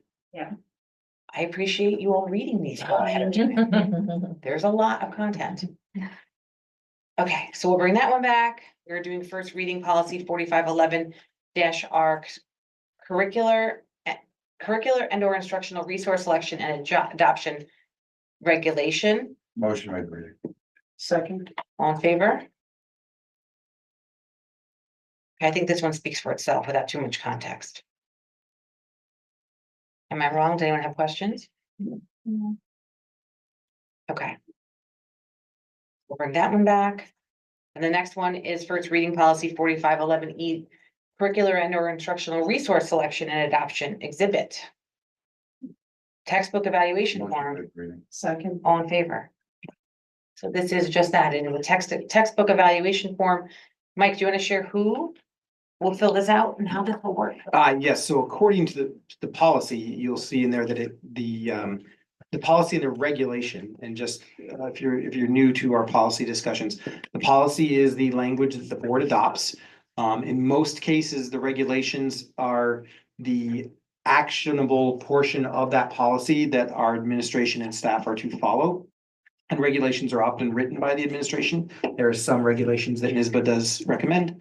But those regulations in this particular case provide for a committee or a selection of individuals of the professional staff who will select textbooks when required. So if you go to the regulation, which is 4511R, if you scroll down to the process to select, recommend, and adopt textbooks, there is a membership of a selection committee. In certain cases, depending upon what textbook it is, there are specific positions from the professional staff that are on there, but that professional staff that is on the selection committee would then use the curricular and or instructional resource adoption exhibit as the form to guide them as per se a rubric to help make that selection. Thank you. We put through 55 5511R and 55, we put the 5511 at the last meeting? Yes, the regulation, this is the first reading of the regulation in the exhibit. I believe the policy was approved at the last meeting. Do you think that we should approve these tonight so you can finalize that policy, or do you want these to, think we should let these sit? I believe that this is where we have input from the board, but the board also could receive input from the public at this time as to how they might like us to approach selecting instructional resources for the classroom. So I feel there's nothing that is pressing for us to adopt this now, and that public comment would be welcome. Okay, great. And that policy is in place regardless of these. Correct. Okay. All right, this is the second reading of policy 4771, early graduation. The Board of Education in certain instances will grant students who wish to. Motion to waive the reading? Do I have a second? Second. All in favor? This was where you just added the wording, the department chairperson to this one. And changes are in red as you. Yes. you said. From the last time. This just outlines early graduation. Do I have a motion to approve policy 4771? Motion to approve policy 4771. Second? Second. All in favor? Okay, this is second reading, policy 4772, graduation ceremonies. The graduation or commencement ceremony is a time to celebrate. Have a second. All in favor? Okay, this is a required policy around the graduation ceremonies, and we discussed this the last time, what the commencements look like. It's not about what the commencements look like, it's about what qualifies, right? It's the different classifications of graduation. It's a misleading title, to be quite honest. Policy. I understand, and I don't think we can change that, the name. If it's of this. required, no. It's just, it's. Yeah. It's about who can participate really in the graduation. Motion to approve policy 4772. Second. All in favor? Okay. Then we have a second reading, policy 4772, are regulations for graduation ceremonies. Motion to waive the reading. Second. All in favor?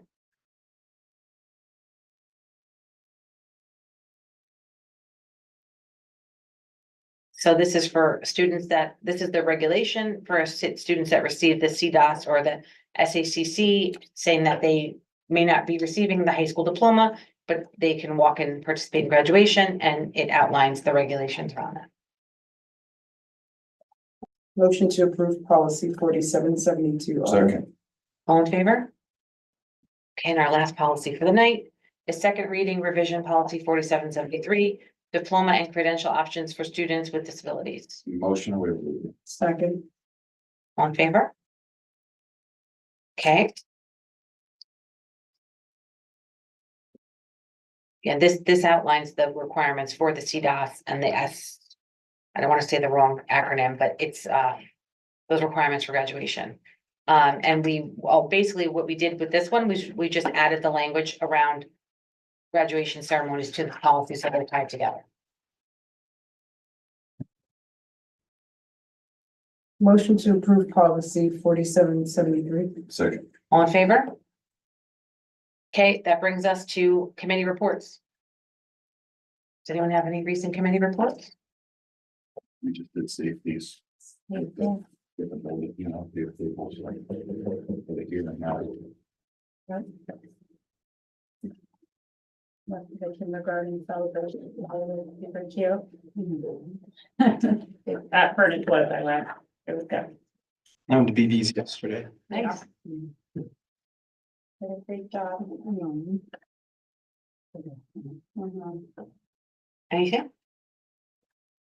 Policy, you can see the fruits of the work there. Yes. And also, finance and audit met to talk about the and the reserves. I thought we talked about everything. Yeah. Yeah. was mostly about the reserves and the guy that is from the audit, external audit company. Spoke for a while. That wasn't anything specific, just things about how to get ready for the audit, and Jill talked to him about the dates. And things like that. All right, so that concludes that. And then, we're not gonna adjourn, we're gonna move into a quick second. Very brief. Very brief Very second brief. executive session. What? Yes, I'm so sorry, I know you were ready to go, but no, we need a quick second executive session, so. Do I need a motion to move into Motion exec? to move into executive. Second. All in favor? And the Board of Education is moving into executive session for the purposes of discussing. Hold on, personnel.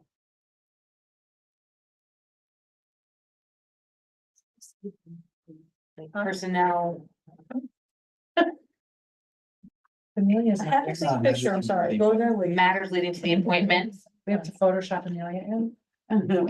or employment history of a particular person or corporation, or matters leading to the appointment or employment, or promotion or demotion, or discipline, or suspension, or removal of a particular person or corporation. I have a motion. Motion to move into. Second,